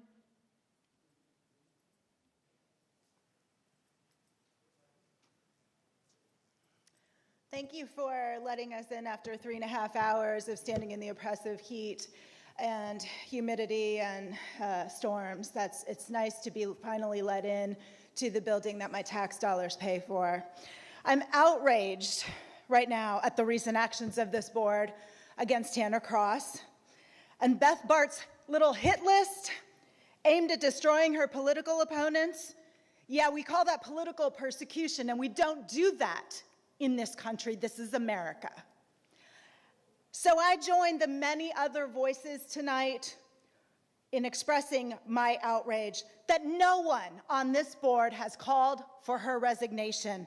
She is toxic, divisive, and willing to resort to actual persecution of her political enemies. We don't do that again in America. I ask that this board grow a backbone and publicly demand her resignation.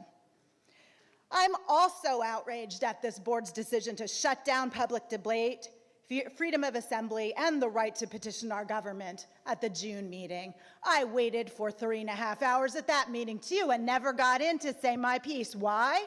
Because y'all didn't like what we were going to say. You all knew we were all largely opposed to you, and you cowered instead of facing the music. Disgusting. So let me be clear here. We, the people and parents of Loudoun County, oppose Policy 840, and we oppose your efforts to impose critical race theory, an overtly racist doctrine that teaches our children to judge and categorize others based solely on the color of their skin. Contrary to what Beth and her cronies would have you believe, the definition of racism is not disagreeing with a Democrat. Shocking, I know. But Mary defines racism. Thank you, ma'am. Please yield the mic. Mark Wynn. Debbie Wynn. Esther Martin. Courtney Falk. Abby Platt. Come on in.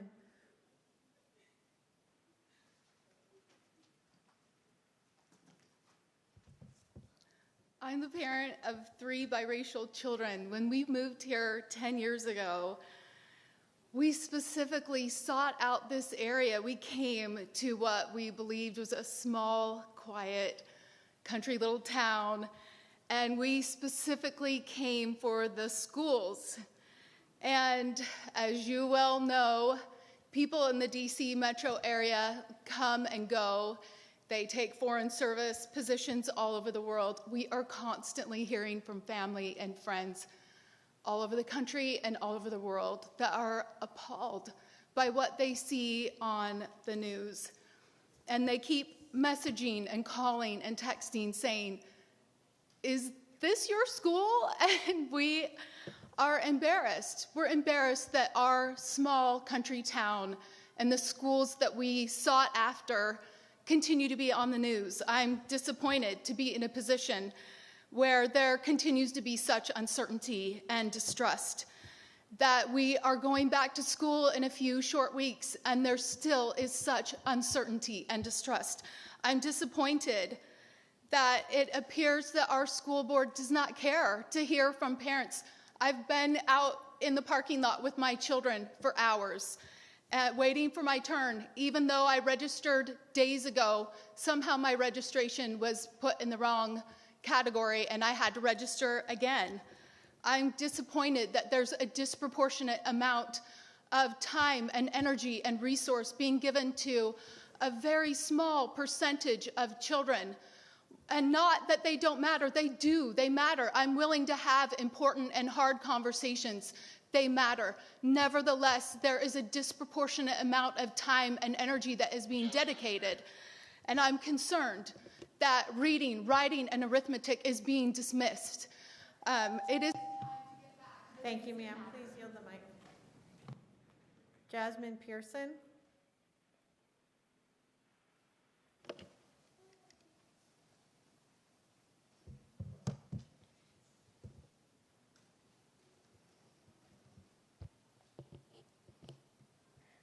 I'm a student of Loudoun County Public Schools, a bullied, excluded student due to CRT. Several times I have been harassed for what I stand for. I've been excluded from several things because of my action to not join the school pride club. I've been made fun of, sweared in front of other students because of my religious beliefs. CRT is not helping racial justice. It's tearing kids down like mean. It's demeaning our worth. It's making kids look at your skin color and popular culture as a judge to determine if you're a friend or an enemy. Others feel alone and confused as to what they should believe anymore. We need justice for the kids like me who are being forgotten and suffering.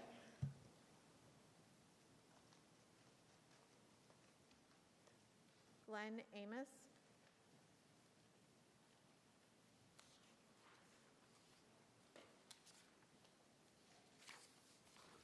Damon Schaefer. Charles Salas.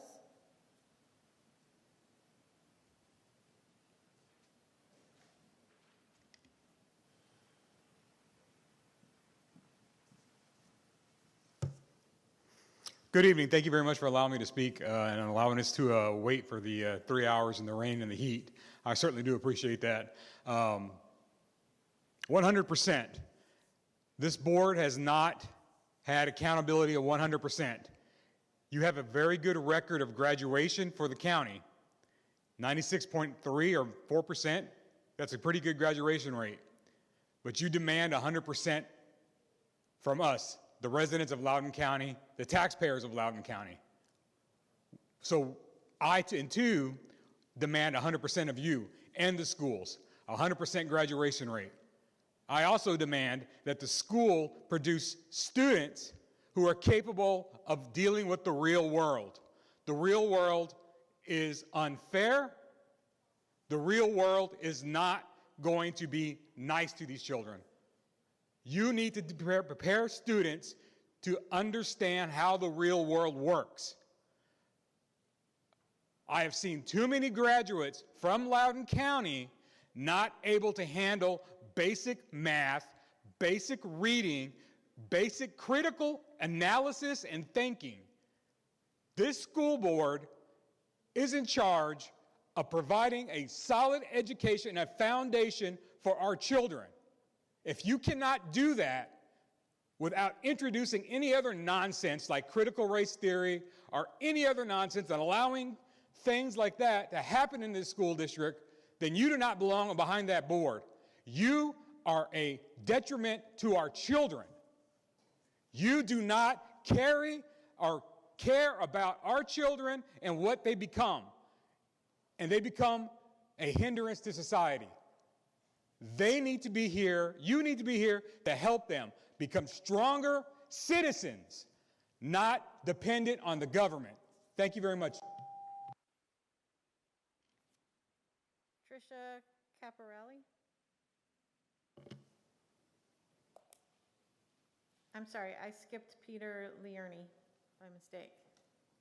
Feel free to correct me.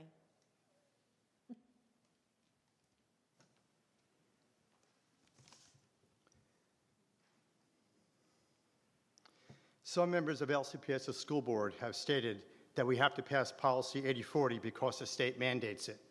I ask, what are the consequences for my sons who are LCPS students if they in good conscience refuse to use the preferred name or gender pronoun? A violation of conscience is a very serious abuse of authority. It is like forcing one to say the Pledge of Allegiance, which the Supreme Court decided is a classic violation of the right of private conscience. My family's Christian. To us, manipulation of conscience is a destructive force. If we go against our conscience, we are guilty of sin. Conscience must be respected. It's a delicate instrument. I'm a military veteran. My daughter just graduated from LCPS. She earned a 4-year Air Force ROTC scholarship, to be quite frank, despite LCPS. My 2 sons now are going to be in LCPS. I never thought that I'd have to stand here today and defend them against a potential violation of their conscience. Why did I serve them? What did I serve for? My primary duty is to my faith and my family, not to radical progressives in Virginia's Department of Education. Do what is right, vote like many other county school boards like Russell and Buchanan in Virginia against these indefensible transgender policy mandates. Thank you. I'm just going to make sure Tricia Caparel is not here. Thank you. Carol Caparel. Dimas Christofi.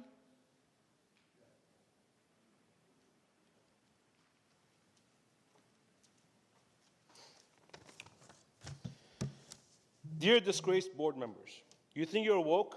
Well, let me wake you a little bit more. I'm a Chaldean married to an Armenian.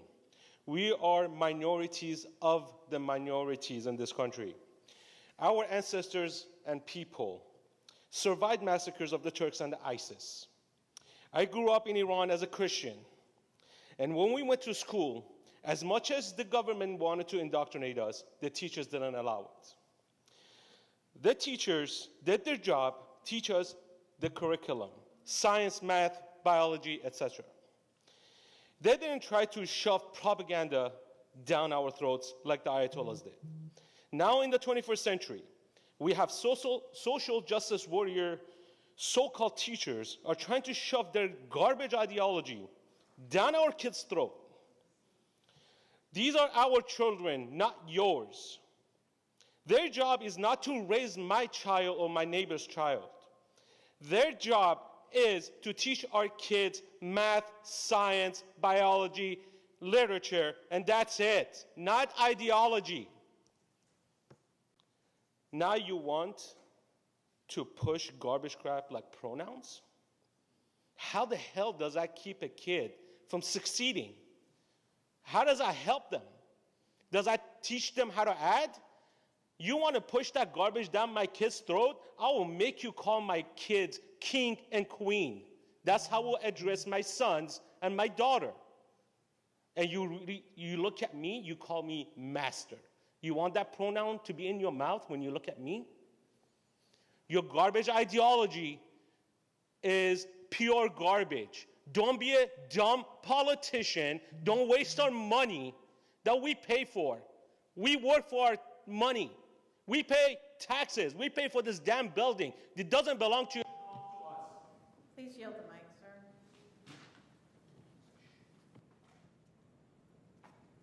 Lilith Vanessian.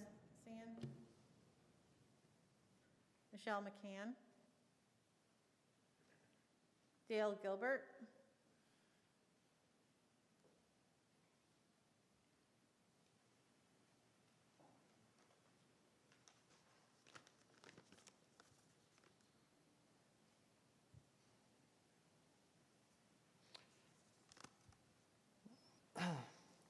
Hi, my name is Dale Gilbert. I have 2 kids here in Loudoun County Public Schools. I don't know if you can see me or not, but our kids need critical thinking, not critical race theory. I took time out of work to come here to address all of you. I have never done that in all my years. Both my kids go to Loudoun County Public Schools. I'm from Ashburn, Virginia. I have not been bused here. I just think it's ridiculous.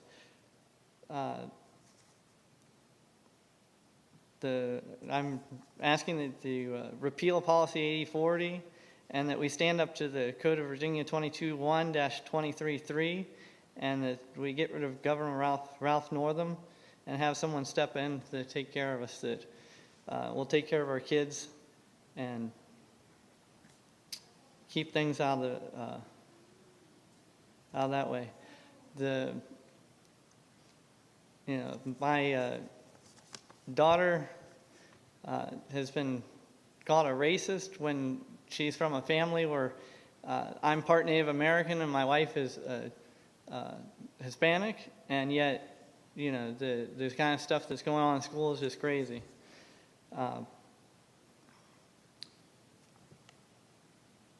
And I think, our family's Christian, we try to teach our kids the truth. And how can you be telling them the truth that a girl is a boy and a boy is a girl? And I don't feel secure leaving my kids going to use the bathroom with other kids that are different. If it's a boys' bathroom, it should be boys, and if it's girls, it should be girls. And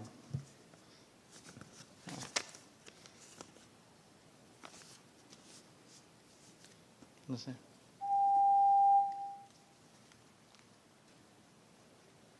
Alice Parkin.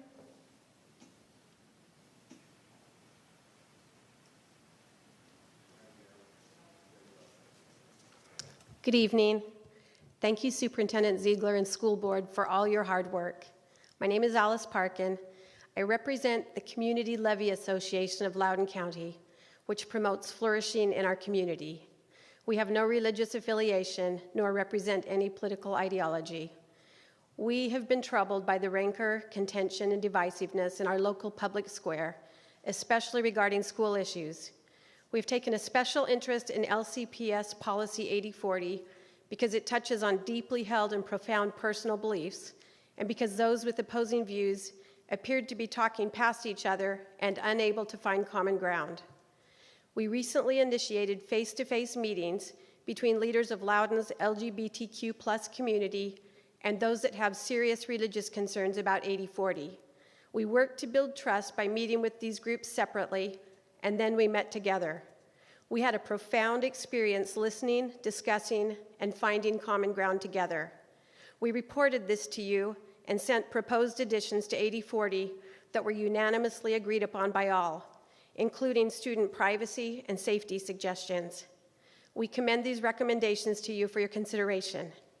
We believe this trust and conciliation approach is critical to diffusing animosity and misunderstanding and to promoting respect and understanding.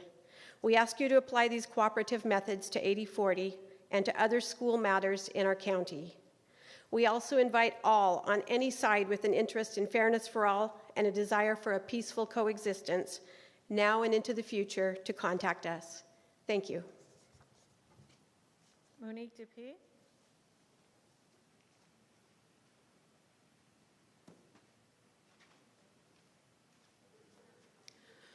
Good evening. My name is Monique Dupuy. I'm a Loudoun County resident. I was not bused here. I'm sure that when you woke up this morning, you knew where you stood on Policy 8040. You have heard many voices tonight. I don't know that I will be able to change your minds in my own strength. So I pray that tonight your eyes will have been opened, that your hearts are softened, that your minds be renewed, and that you would feel the truth and love of those speaking out against Policy 8040, that you don't ignore the discomfort that you feel when you are about to vote yes, that you would think about the other children whose privacy could be stripped away, that Tanner Cross and all other teachers would be protected after tonight, that this policy would be stated in such a way that all students feel safe, that you would realize that this policy can cause even more division. I pray that bullying would stop, that the name calling would stop, that in the end of all this, that everyone would come together to protect the precious young children because they all matter. I pray that in the end that God will show himself strong, and he will. Thank you. Chrissy DeVinny.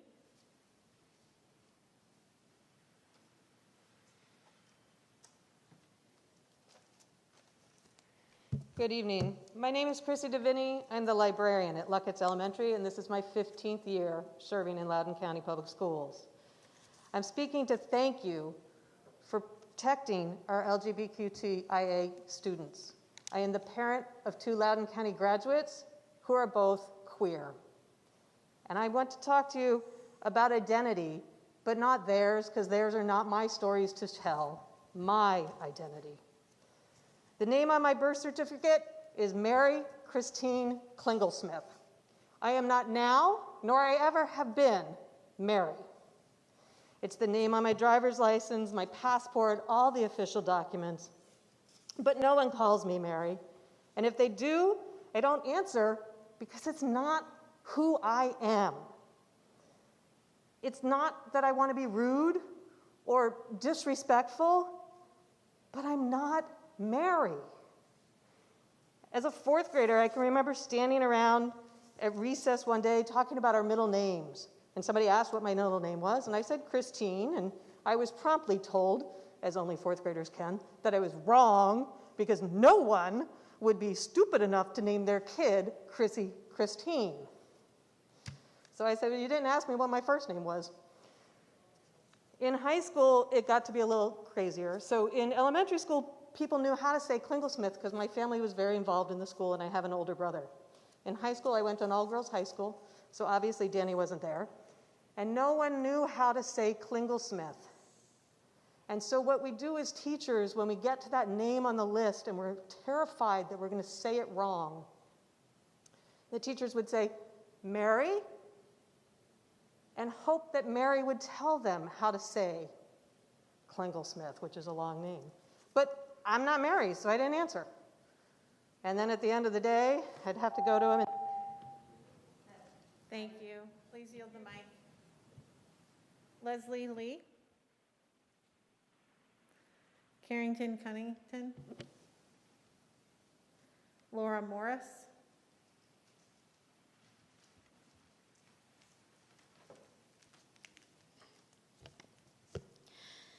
My name is Laura Morris. I have been a teacher in Loudoun County Public Schools for 5 years and a teacher for 10. In that time, I have learned so much, being on the cutting edge of educational technology and working with a diverse population of students that I have loved. This year, I have the privilege to follow my amazing fourth graders up to fifth, and I have been excited about this all summer. On the other hand, this summer I have struggled with the idea of returning to school, knowing that I'll be working yet again with a school division that, despite its shiny tech and flashy salary, promotes political ideologies that do not square with who I am as a believer in Christ. After reading about your lack of consideration for the growing population of concerned citizens in this division, clearly evidenced by this empty room tonight, where you shut the doors to the public, as well as the emails sent by the superintendent last year reminding me that a dissenting opinion is not allowed, even to be spoken in my personal life, going so far as to send a form to my colleagues and I, encouraging us to fill it out if we hear one another speaking against the controversial policies being promoted by this school board and adopted in this county.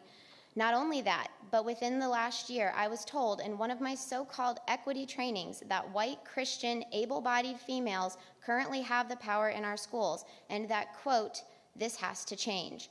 Clearly, you've made your point. You no longer value me or many other teachers you've employed in this county. So since my contract outlines the power that you have over my employment in Loudoun County Public Schools, I thought it necessary to resign in front of you. School board, I quit.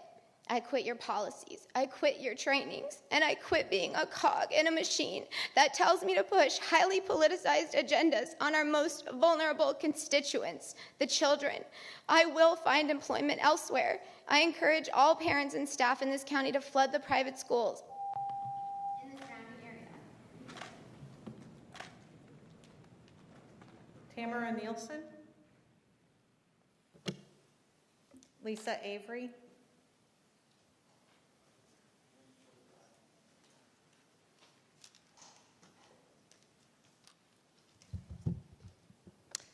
As a mother of four and 25-year Loudoun resident, I am here to speak for our country's greatest asset, our children.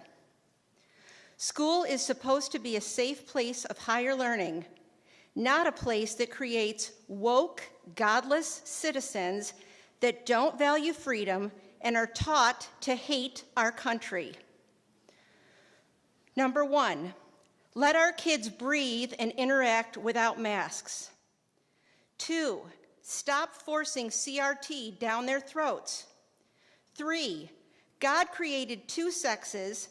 Keep bathrooms and locker rooms gender-born specific. 4, reinstate Tanner Cross. 5, you were put on the school board to serve we the people. But your actions today and in the past do not show that to be your intention. May you keep God's children in the forefront of your decisions, and may God bless America. Jeremy Wright.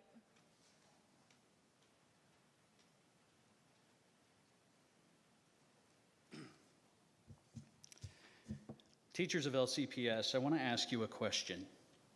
Who speaks for you? If you don't speak up, someone else eventually speaks for you. So who speaks for you? Those who speak to the community on your behalf may not be saying what you think they're saying. Who speaks for you? The NEA, LEA, whose ineffectual and cowardly representation of teachers has forced tyrannical school lockdowns and made us the laughing stock of the working world using our own money. The Loudoun County School Board, who refused to allow this community to have a voice in the content of their children's education, who attack and punish those who question their tyrannical methods? Is it special interest organizations who impose extreme partisan politics into our schools and trainings at the cost of academic performance and a healthy school environment? Is it our superintendent who has lied repeatedly to the community to prop up these organizations and create the false sense that all is well? Teachers, if you remain silent, this will be who speaks for you. You will be complicit in allowing a seizure of parental rights, forced indoctrination of students to an extremist political ideology, and deliberate censorship of a large and diverse community whose only desire is what our schools have always promised them: a rigorous education that is transparent and bipartisan. The parents and citizens who pay for our salaries, buildings, and resources, who entrust us with their children, are losing trust in teachers. Many are pulling their students from LCPS for homeschooling or private schools because they no longer believe our only goal is to provide a transparent and bipartisan education.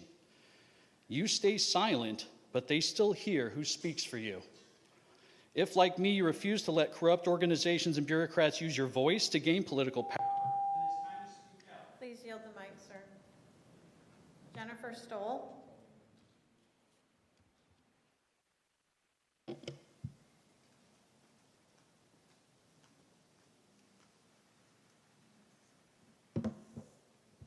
Good evening. As a mother of 4 LCPS students, I don't know where to go or what to do. After a year of pandemic homeschooling, I thought LCPS would return to normalcy. I registered all 4 of our kids for LCPS, but then you said masks would be required, even for my kindergartner. Her heart sank when I told her. And then you told me that boys who identify as girls, while retaining their male anatomy, will be permitted to use girls' locker rooms and girls' bathrooms. My children gave me puzzled looks when I told them. You see, we teach our children that God made us male and female. Where are the school board's boundaries? Where does the absurdity and overreach of radical government stop? Absurd shutdowns, an absurdly protracted period of distance learning that defied logic and data, and an absurdly radical transgender policy that violates our children's privacy and safety. When are we going to stop shaping policies around a minuscule minority? 30 and 81,000 are transgender, according to the statistics cited outside today. 30 and 81,000 students. Why has public school become so mired in extremist politics and a permissive culture that seems to celebrate the latest popular fads like gender fluidity? I understand that transgender students are here to stay, and they have the right to a public education just as everyone else does. But do not let biologically opposite sex students share bathrooms and locker rooms with my children. It opens up the possibility of sexual assault, molestation, and rape. How many boys are going to pretend to be non-binary and use this policy to gain access to partially clothed girls? I know I am not alone in my sentiments. LCP. Paul Woolridge.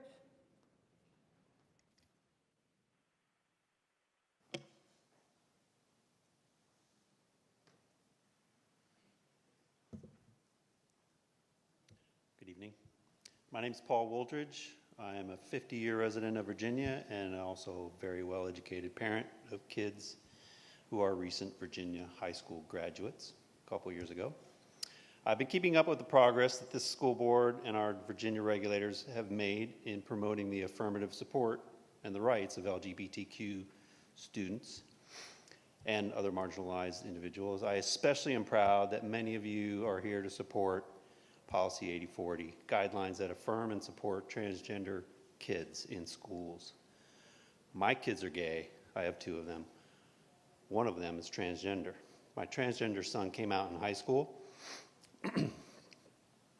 Before any of these policies were considered and contemplated. He would have benefited greatly from policies like this, as his high school administrators were not prepared to support him fully at a time when he really needed it. He was misgendered and bullied in school by teachers, students, and administrative staff. He was denied access to the men's bathrooms, so he had to hold in his urine all day long. He was inappropriately questioned about his genitals by one of his teachers who, and these are just to name a few things that he was subject to. He took it upon himself, actually, to educate the school administrators in his high school on how to support him the best and what his specific needs were. No kid should have to play that role to educate school staff on how to support him.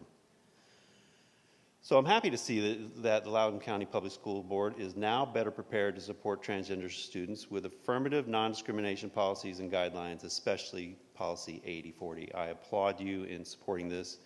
And one last thing, I've also heard a lot of discussion about critical race theory. For those of you who actually understand it, I applaud you because it's a very sophisticated thing. Robert Wallace.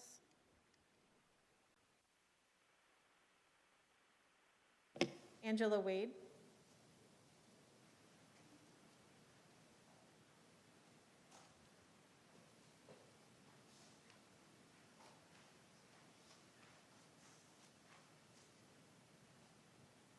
Good evening.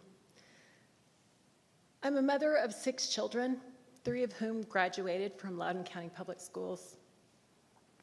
And I'm sure you're familiar with the term, mad as a wet hen. I'm wet right now because, of course, we were standing outside in the lightning and rain. But I'm mad because you guys are dropping the ball when it comes to taking care of our kids. And I know that I loved hearing the gentleman speak in front of me. He is behind his kids. He knows what they want, but Policy 8040 doesn't do that for all parents. Policy 8040 lets kids come in and without any parental knowledge, decide what they're going to do for their entire life. From that first moment, they should have their parents alongside of them helping with this decision. But you are taking away the potential for growth between parents and children. Taking that away and saying, this child can make those decisions for themselves. If a kid came in and had an eating disorder, you wouldn't say, yay, you. Yes, you are right. What you think about yourself right now is just right. Gender dysphoria is something that needs to be counseled through. And you're missing out on the chance to let people do that with their own children. But my main sadness is the fact that you are losing teachers. I mean, the woman 3 minutes ago. People like that love kids. They love their job and they're good at what they do. But sadly, you're going to end up losing way too many of them. Thank you. Christina O'Connell.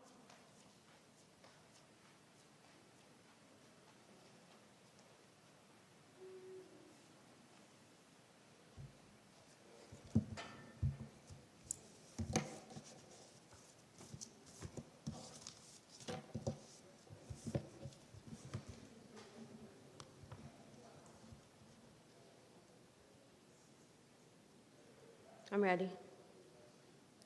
Okay, good evening. As you speak, it starts. Can you reset the clock for her, please? Sorry. Good evening. I want to let the school board know that I would like you to reject the Virginia Department of Education's dangerous model policies for the treatment of transgender students in Virginia public schools and not comply with the request or requirement that Loudoun implement these transgender and gender expansive policies or any policies proposed by the Virginia School Board Association that reference the Virginia Code 22.1 to 22 to 23.3, which will incorporate the VDOE's model policies and all the constitutional violations therein. This policy seriously jeopardizes students' physical safety, their bodily privacy, their mental health, social and academic development. Further, it infringes on the rights of free speech, freedom of religion, and the ability to conscientiously object to teaching, behavior, and activities which are contrary to one's strongly held religious beliefs and forces one to participate therein. It degrades and attempts to supersede and replace parental rights and authority. This is an infringement not only on the students, the parents, the educators, but also on our community at large, and should not be adopted and implemented here. Loudoun County should reject this in total and send this message back to the state government so they can revise their policies to more accurately reflect the needs of the full student constituency and the will of the people who elected them. Thank you very much.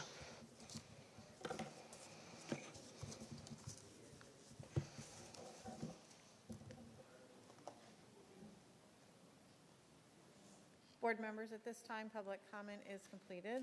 Ms. O'Connell was our last speaker.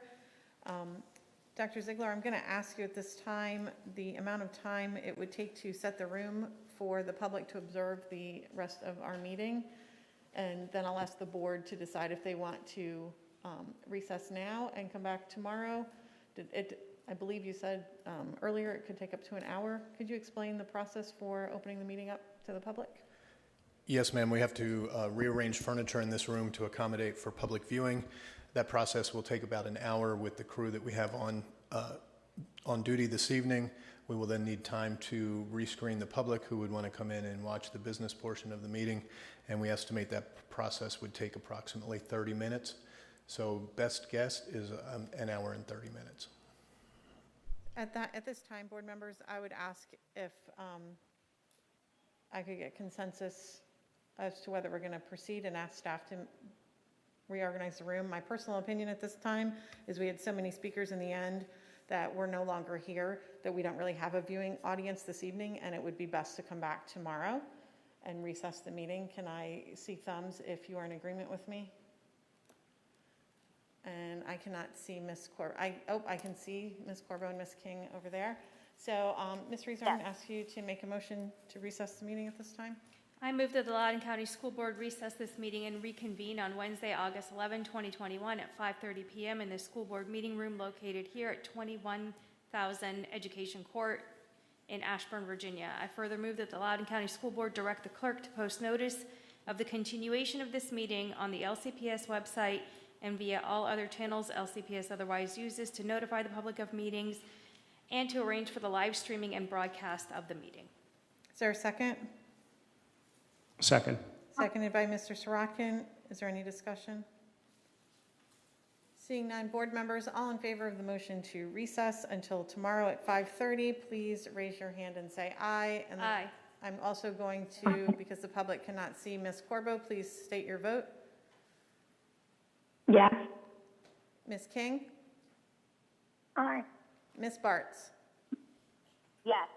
Thank you. That motion will carry 8-0 with Mr. Mehedevi absent for the vote. We stand in recess and will reconvene in this room tomorrow at 5:30, and the public will be allowed to view. Thank you.